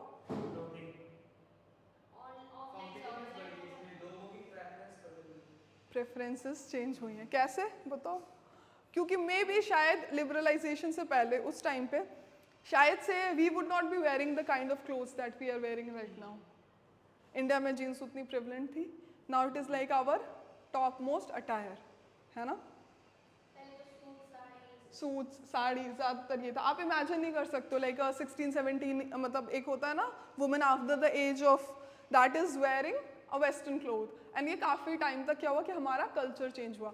अब इससे क्या इम्पैक्ट हुआ, अगर आप अब जाओ स्मॉल टू स्मॉल सिटीज़ में, पहले क्या होती थी, सिर्फ साड़ी की दुकान होती थी,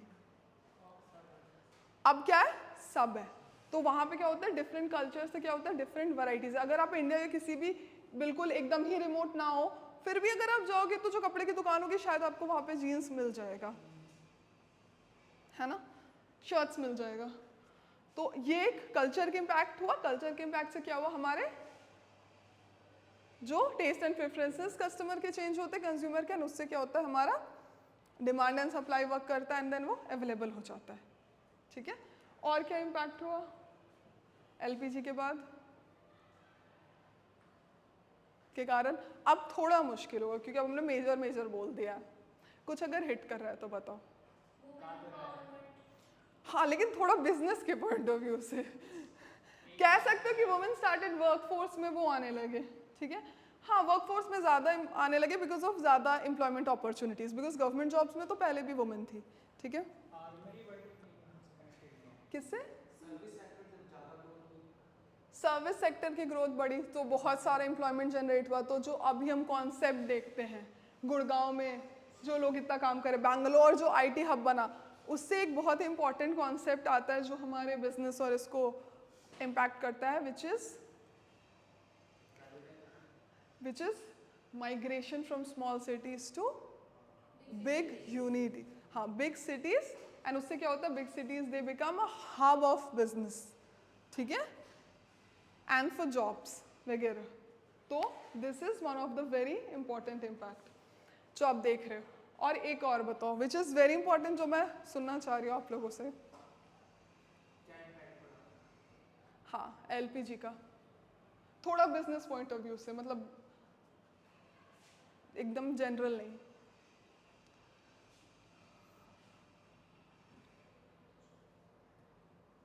बहुत है, इंटरटेनमेंट में नहीं हुआ, entertainment industry black and white, दो होती थी हमारे पास, 2 चैनल्स होते थे, एक डीडी न्यूज और एक नेपाल का, और अब भी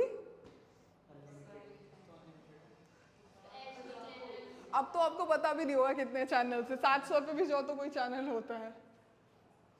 and startup culture, small startups, growth of small and mid level industries and startup culture.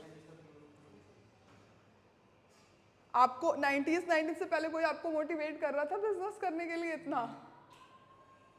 And now we have recognised कि becoming an entrepreneur is, this is more, जो आत्मनिर्भर भारत की आपने बोली वो तो सेल्फ रिलायंस इसकी बात हुई, ठीक है, कि हमारा कनेक्शन है वर्ल्ड इकोनॉमी से, पर हम डिपेंडेंट ना हो जाए कि हमारी इकोनॉमी उस पे हो जाए। क्योंकि जो वन ऑफ द क्राइसिस का जो रीजन हमने बात करा ना 1990s में, एक और रीजन था जो उस क्राइसिस में बहुत ज़्यादा बुरी तरीके से हमें इम्पैक्ट करा।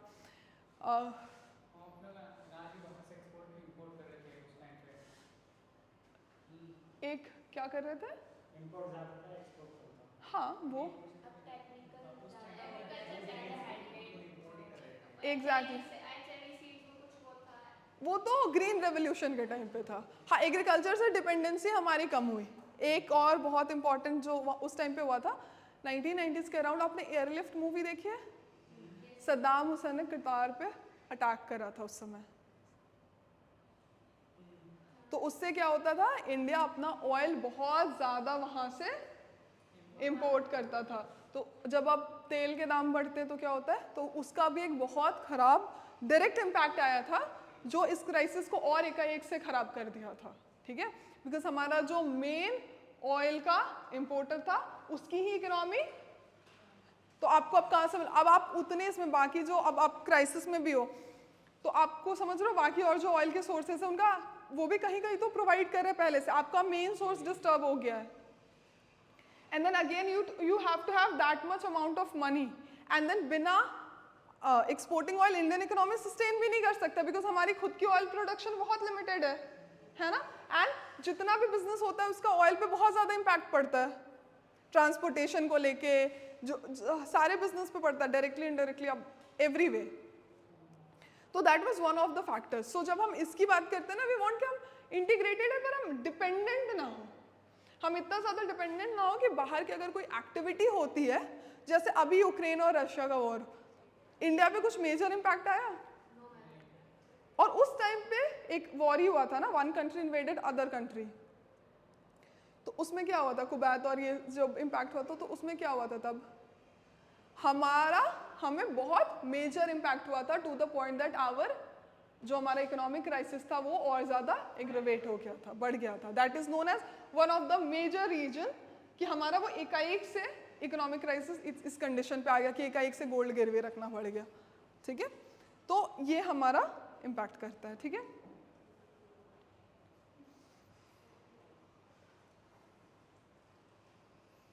और उसके बाद हमारा एलपीजी मॉडल का सब कुछ क्लियर है, हिस्टोरिकल बैकग्राउंड क्लियर है, कोई डाउट?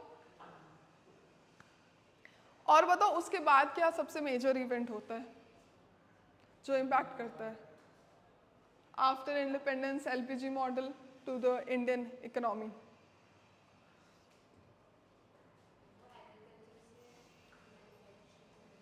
वो काइंड ऑफ जैसे उसने बताया ना कि वो काइंड ऑफ उसका ही इम्पैक्ट था, एलपीजी मॉडल का ही था, ठीक है, और फिर फॉलोड बाय ग्रीन रेवोल्यूशन, अब कह सकते हो। पर जो सर्विस सेक्टर का बूम हुआ एज वो इन मेनी वेज हमारी डिपेंडेंसी वो न्यू इकोनॉमिक पॉलिसीज पे आप कह सकते हो। इंटरनेट, ई कॉमर्स, ठीक है, इंटरनेट बूम आपका कब हुआ था? 2000s में, ठीक है, लेकिन रियल इम्पैक्ट कब होता है उसका? ये 2000s का जो इम्पैक्ट है ना, ठीक है, वो it was mainly for the businesses, ठीक है, for the corporates and the businesses, because शायद आप 2002 में आप लोग का तो जन्म ही हुआ होगा, है ना? नहीं हुआ था? 2004 4 3 कितने छोटे हो यार आप लोग। तो इनफैक्ट जिनका जन्म हो भी गया था, हम भी तब इंटरनेट नहीं यूज कर रहे थे, ठीक है? We were not using internet in 2000s, ठीक है? अर्ली 2000s और लेट 2000। नॉर्मल लोगों का तो इंटरनेट से कनेक्शन बाद काफ़ी टाइम बाद होता है जब 2001 आप 2000 में जब इंट्रोड्यूस हुआ कंपनीज आ जाती हैं, ठीक है? लेकिन जो मेजर पब्लिक है वो आप समझो उसके ऑलमोस्ट 15 साल, ऑलमोस्ट अगर आप स्मॉल बिग टाउन्स की बात करो इंडिया में तो ऑलमोस्ट 1 डे का 2010 and then 2016, 17 and then it, अगर आप कर्व देखोगे तो it is rising exponentially and then finally एक चीज़ आता है जहाँ पे डेटा सस्ता हो जाता है, जियो के सिम्स आते हैं। तो जियो के सिम्स कब आए थे? तो मैंने तो 2017 में खरीदा था, 2016। अच्छा, तो आप दिल्ली में थे ना? मेरे पास भी वही वाला सिम है। सो दिल्ली में यू कैन से 2016 में, 2017 में। सो फाइनली 2016-17 में क्या होता है, हमारा डेटा सस्ता होता है। 2010 में ऑलमोस्ट सबके पास था, वी न्यू कि वाईफाई है, पर बहुत लिमिटेड जगहों पे एक्सेसिबल था और जनरल लोग उसको अफोर्ड नहीं कर सकते थे। It was like a luxury. 2015-16 में तो इट वाज लाइक कि 14-15 में 1 GB में पूरा महीना वी हैड टू से, जो एयरटेल का रिचार्ज आता था। आप लोगों ने वो देखा है? मतलब वो, हाँ, फिर एक यूनिनॉर आ गया था, वही। और मतलब बात कर रहे तो ऐसे देख देख के 5 मिनट हो गया, अच्छा ठीक है चलो अब 10 रुपए लग गया, फोन रखते हैं, ऐसा करके। तो वो पहली बारी क्या होता है 2000, और उससे पहले एक यूनिनॉर करके था जिसने कॉलिंग फ्री करी थी first time for in India. बहुत लोगों को यूनिनॉर, हाँ नहीं सुना ना, जेंजी। तो यूनिनॉर का क्या होता है, वो फर्स्ट कंपनी थी जिसने कॉलिंग फ्री करी थी, बिल्कुल यूनिनॉर टू यूनिनॉर फ्री था। तो उसमें हमारे हॉस्टल में बहुत लोगों ने अपना सिम चेंज कर लिया था यूनिनॉर में, पर इट कुड नॉट सस्टेन। वो 2 महीने, I think 6-7 month it was there and then it collapse. तब अगर फ्री में होता था तो पोस्ट पेड में एयरटेल के कुछ ये थे जिसमें फ्री का ऑफर होता था, बिकॉज हम बहुत कोशिश करते थे कहीं पे अगर फ्री वाईफाई मिल रहा है तो मतलब इट इज़ लाइक कि सब चले जाएंगे। एंड यूट्यूब की वीडियोस देखना was a luxury, so only time you would like watch a YouTube video in our hostel was like कि कल डेटा खत्म हो रहा है और उसकी जैसे 50-60 GB बाकी है, तो आ जाओ आज हम वीडियो देखेंगे यूट्यूब पे सब मिल के। So it was like that, data was very expensive and we could not बिल्कुल अफोर्ड टू लूज डेटा। अगर फ़ोन का डेटा ऑन रह जाता था गलती से पूरे दिन तो इट वुड बी लाइक बहुत रिग्रेट होता था। पोस्ट पेड वाला SIM. So in 2017, what exactly happened was that data was easily accessible. The price of it was reduced. शुरू में it was not believable. जब ये वाली चीज़ हुई थी ना कि ऐसा होगा, बहुत लोगों ने बिलीव नहीं करा था कि डेटा फ्री होगा। कॉलिंग तक वी कुड बिलीव, पर ऐसा कुछ नहीं बिलीव होगा। I had a relative who was working in Jio and he said कि थोड़े टाइम में will be coming out with this, ये करके। एंड आई वाज लाइक कि मजाक कर रहे हो बेवकूफ। We could not even imagine that till it actually happened. क्या 1.5 साल तक चला था। तो बट उसके बाद क्या हुआ ना कि डेटा अफोर्डेबल हो गया and it remained that way. अभी भी you can say that internet is affordable in this country. उससे क्या हुआ, हमारा जो डिजिटल पेनिट्रेशन था ना वो बहुत डीप हुआ, ठीक है। गांव में जो अभी लोग इंटरनेट और ये यूज़ कर पाए, because even in our cities 2014 से पहले वी कुड इवन इमेजिन अगर कुछ स्पेसिफिक सर्च करना होता था तो स्कूल में there was 1 computer that had internet and कुछ अगर चाहिए तो क्या, otherwise cyber cafes and those were very expensive. And cyber cafes भी धीरे धीरे करके डेवलप कर रहे थे। आफ्टर अ वाइल आया, यू कैन से 15-16 में there were cyber cafes.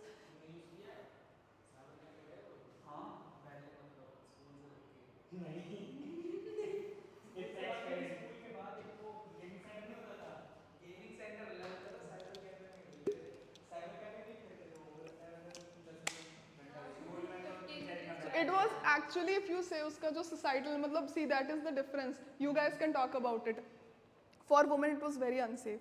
If we had to go, अगर हमें फॉर्म फिल करना पड़ता था, was applying for my CAT, so if we had to go to cyber cafe ना, हम 6-7 लड़कियां साथ में जाते थे. It was so dangerous. जैसे you can not go around that place alone because that crowd was usually there were 1-2 अच्छे होते थे.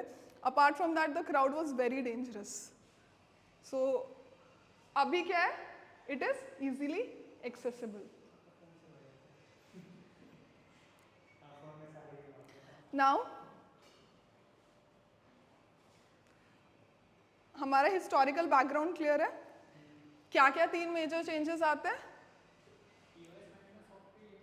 सबसे पहले क्या आता है हम पढ़ेंगे, don't worry. Point of sale system and inventory. जब हम पूरा जो इसने बोला ना इन्वेंट्री मैनेजमेंट देखेंगे रिटेलिंग में,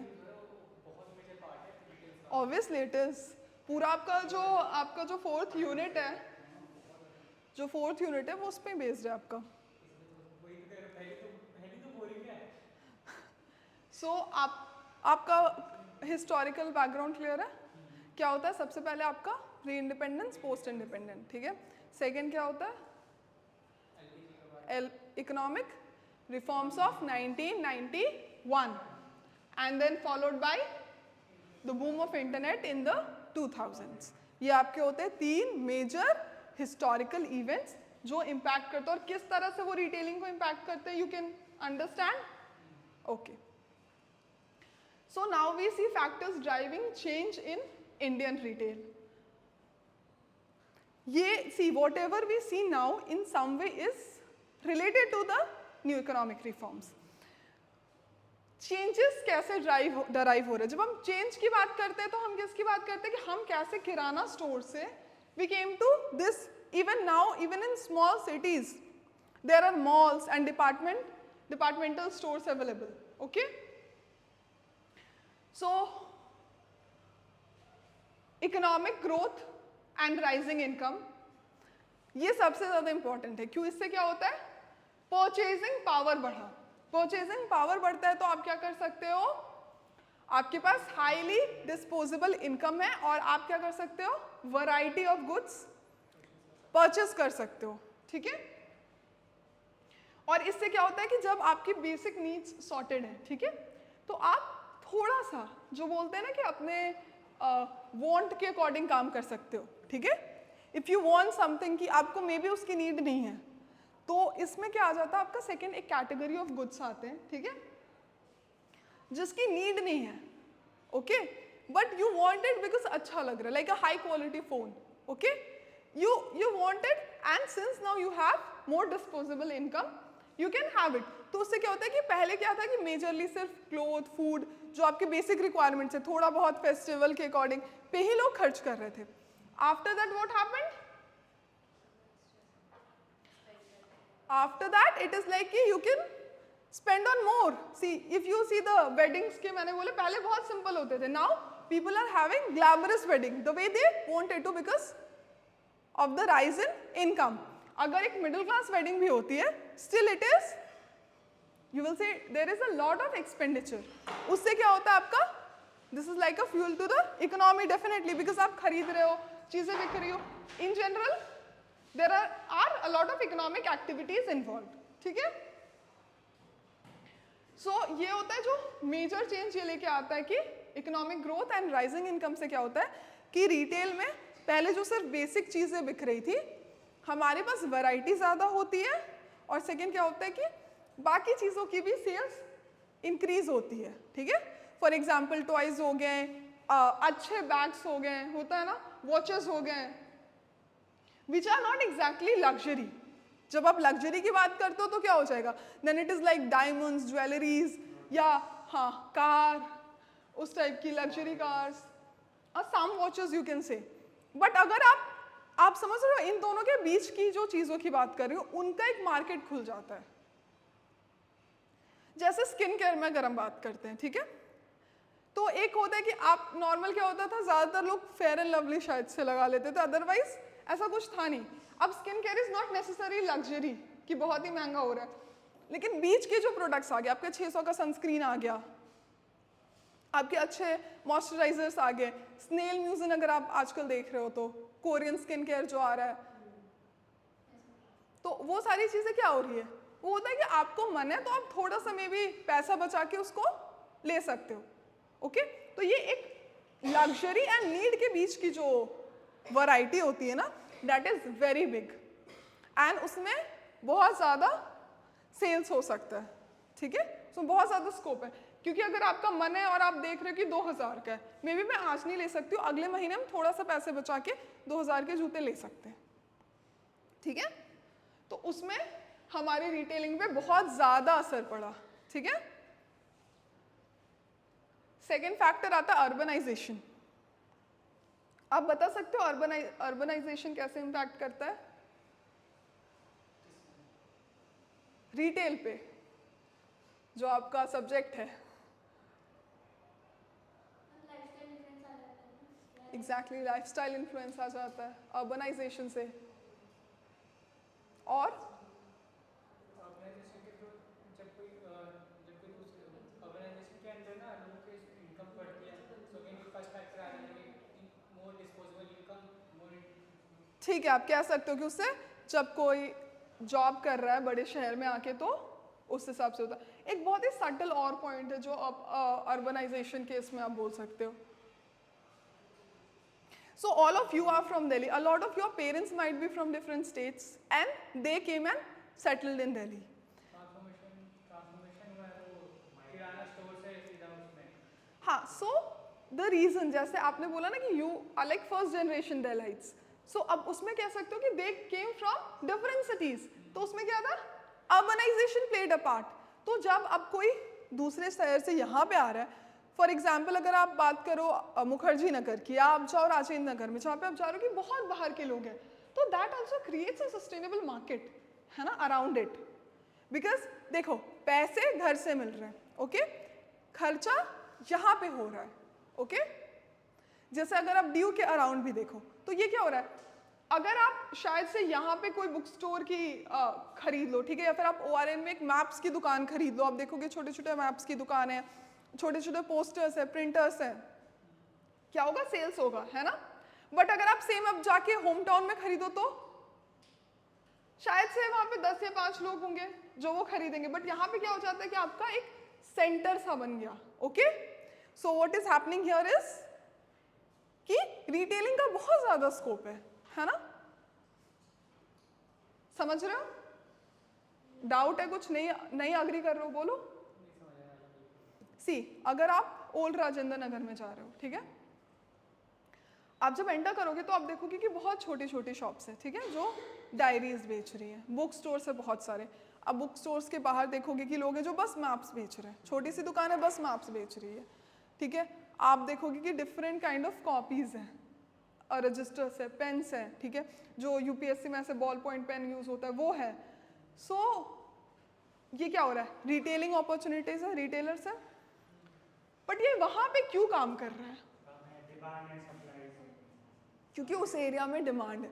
तो जब अर्बनाइजेशन होता है, ठीक है, अगर कोई बाहर से, ठीक है, कोई छोटे शहर से बड़े सिटी में आया एंड वो यहाँ पे आके स्पेंड कर रहा है, तो यहाँ पे क्या होता है, यहाँ की इकोनॉमी को बूस्ट मिलता है, वहाँ पे रिटेलिंग। अब बताओ वो जो मैप की शॉप है, ठीक है, आप होम टाउन में जाके किसी ने लगाया हुआ है, एक भी बिकेगा? एक भी नहीं बिकेगा। बट वो ORN में बहुत टाइम से, प्रॉफिट होगा तभी होगा शायद से 5-6 साल से, अगर वो वहाँ पे एक मैप्स की दुकान खोल रहे हैं तो, क्योंकि वहाँ पे लोग खरीद रहे हैं। अब कोई गुड़गांव में है या ORN का तो मैंने एग्जाम्पल दिया, ये चीज़ सब में होता है। अब कोई अगर गुड़गांव से आया जॉब करने के लिए, ठीक है, वो फ्लैट यहाँ पे खरीद रहे हैं, ठीक है, वो गाड़ी यहाँ पे खरीद रहा है, अपने फैमिली के लिए कपड़े खरीद रहा है, तो घर जाके तो खरीद नहीं रहा है, वो अपने होम टाउन में जाके यहीं पे खरीद रहा है ना। सो इससे क्या हो रहा है, द अर्बनाइजेशन ऑफ का जो प्रोसेस है ना वो फ्यूअल हो रहा है, समझ रहे हो। एंड स्टूडेंट्स के केस में तो और बहुत ज़्यादा एविडेंट है, बिकॉज उस केस में तो पैसे मिल रहे हैं घर से एंड एक्सपेंडिचर यहाँ पे हो रहा है, ओके। समझ में आया? ठीक है, तो अब इससे रिलेटेड ही आपका सेकेंड पॉइंट है टेक्नोलॉजिकल एडवांसमेंट।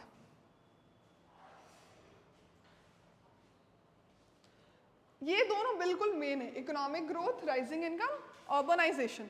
अब टेक्निकल एडवांटेज का आप बताओगे, टेक्नोलॉजिकल एडवांटेज कैसे इम्पैक्ट कर रहे हैं रिटेल का? सबसे कॉमन एग्जांपल बताओ। यूपीआई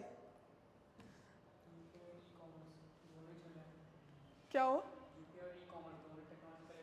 दोनों टेक्नोलॉजिकल एडवांटेज है और दोनों ही रिटेल को डायरेक्टली इम्पैक्ट कर रहा है ना? रिटेल को कैसे इम्पैक्ट कर रहा है?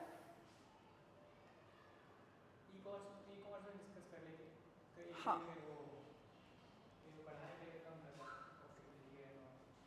कैसे काम कर रहा है? डिजिटल पेमेंट में हो रहा है कि अब हमको कैश ले जाने की जरूरत नहीं पड़ेगी, बैंक टू बैंक ट्रांसफर हो गया, ठीक है, इजी कैरिंग है। ओके ये तो आपका यूपीआई का जो डायरेक्ट दिखता है डिजिटल पेमेंट का। ई कॉमर्स का कैसे इम्पैक्ट कर रहा है रिटेल पे? हमने डिस्कस करा, बताओ। ई कॉमर्स में क्या है, अब जो लोग हैं वो घर बैठे बैठे सामान मंगा सकते हैं, उनको ट्रेड स्टोर पे जाने की जरूरत नहीं पड़ेगी, ठीक है, तो डायरेक्टली सेल्स पे इम्पैक्ट कर रहा है उसको। डायरेक्टली सेल्स पे इम्पैक्ट कर रहा है, आपकी सेल्स बढ़ा। एक बहुत ही इंपॉर्टेंट फैक्टर इसमें, ठीक है, जो ये है कि अगर लखनऊ में एक दुकान है फुलकारी दुपट्टे की एंड वो ऑनलाइन ना चाहते फेसबुक मार्केट प्लेस पे या अमेजोन पे, they can sell all around the globe. ऐसे बहुत मल्टीपल केस स्टडीज है, ठीक है, जहाँ पे राजस्थान में कुछ वुमेन का ग्रुप है and they are selling jewelleries handmade, वहाँ के जो नेशनल क्राफ्ट है वो उसको कर रहे हैं। अब वो एक रिटेल शॉप है, एक रिटेल यूनिट है जो बेच रहा है क्या? दुपट्टा, चिकनकारी सूट, ठीक है। अब with the advent of technology which we can say is e-commerce also, क्या हो रहा है? उसकी सेलिंग कैपेसिटी एक्सपोनेंशियली इंक्रीज कर रही है ना? अभी एक केस स्टडी था कि वही कुंदनकारी वाली ज्वेलरीज होती है, पता है, जो बहुत ही अच्छे से बनती है राजस्थान में। So those women they started making that and then वो उसको ग्लोबली सेल कर रही है। अब वहाँ पे क्या था कि दुकान है ऑलरेडी, उसका बाजार है, जो टूरिस्ट आ रहे हैं वहाँ पे खरीद के जा रहे हैं, बहुत सैचुरेटेड मार्केट था, पर उन्होंने क्या करा? ग्लोबल बेचा एंड देन बाहर में it becomes a super hit phenomena because वो बाहर के लोगों को बहुत अट्रैक्ट कर रहे हैं कि डिफरेंट स्टोन से कैसे करके ज्वेलरी बनाई है। तो अब इसमें क्या हुआ, जो तुमने पॉइंट बोला था कंपटीशन, कंपटीशन का बिल्कुल ब्रेक थ्रू हो गया, ठीक है। एंड देन सेकंड पॉइंट क्या हुआ? मैसिव सेल हुआ, आपका सेल्स इंक्रीज करता है एक्सपोनेंशियली में। और थर्ड क्या होता है बताओ? थर्ड पॉइंट होता है आपका सबसे ज्यादा इंपॉर्टेंट, ये होता है कि आप जब आप बाहर में बेच रहे हो तो करेंसी जो आप क्या कर रहे हो, foreign exchange, it is what कि बाहर के पैसे आपके देश में आ रहे हैं, आपके विलेज में आ रहे हैं, आप समझ रहे हो? वहां पे फिर क्या हो रही है? एग्जैक्टली उस एरिया की राइजिंग इनकम हो रही है। और अभी हमने देखा ना कि जब इनकम राइज होता है डायरेक्ट, हाँ डायरेक्ट इम्पैक्ट पड़ता है परचेसिंग पावर को। और फिर आप नीड से ज्यादा जो बीच में एलिमेंट्स आता है, जो बीच के मैंने बताया ना गुड्स होते हैं, जो स्मॉल आपके हो गए, चीजें हो गई, वो आप ले रहे हो एंड देन आप फिर लग्जरीज ले रहे हो, तो क्या वो पूरा इकोनॉमी बूस्ट हुआ है ना। पहले those women what, they were working in their homes, they were just supporting, इतना ज्यादा बाहर में मार्केट था, they could not go and sell, but because of this online e commerce thing क्या हुआ? बूस्ट हो गया, एवरीथिंग चेंज्ड। सो ये क्या हो जाता है आपका? It is like a game changer. देखो ई कॉमर्स के ना और बहुत सारे एस्पेक्ट्स हैं, ठीक है, इसमें बहुत सारे प्रोसेसेस आते हैं, इसमें डिफरेंट रिटेलर्स है जो ऑनलाइन रिटेलर्स से कैसे काम करते हैं, ठीक है, अमेजोन का हो गया, इसका बात हो, बिकॉज ये traditionally we consider it a form of retail only, but that is now major जो आपको पढ़ना है, ठीक है, क्योंकि अब हम एक वो दुकान की बात नहीं करेंगे, ठीक है। फर्स्ट क्लास था क्या होता है रिटेल, उसको समझने के लिए हमने करी, ठीक है, बट आगे चल के will be focusing more on these concepts, ठीक है। ई कॉमर्स कैसे फंक्शन करता है, इसके बैकग्राउंड्स का, आगे का परचेजिंग पावर का, एवरीथिंग, ठीक है। अब जो बेसिक रिटेल जो हमने बुक स्टोर के एग्जाम्पल लिया, हम उस पर ज़्यादा फोकस नहीं करेंगे, ओके।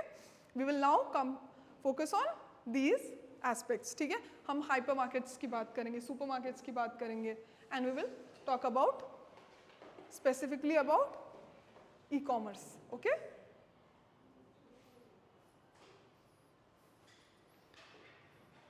ठीक है, तो हम टेक्नोलॉजी एडवांसमेंट हमने देखा, फिर मोबाइल कॉमर्स हो गया आपका, और फिर ये सारी चीज़ें हम आगे देखेंगे, ठीक है। और in next class we will discuss this Flipkart and future group. Flipkart का मैं डिस्कस करूँगी, ठीक है। एक काम करो, फ्लिपकार्ट का आप पढ़ के आ सकते हो और मैं फ्यूचर ग्रुप का करती हूँ, ठीक है, ओके। फ्यूचर ग्रुप है क्या? फ्यूचर ग्रुप अभी तो बोला पैंटलून्स, फ्लिपकार्ट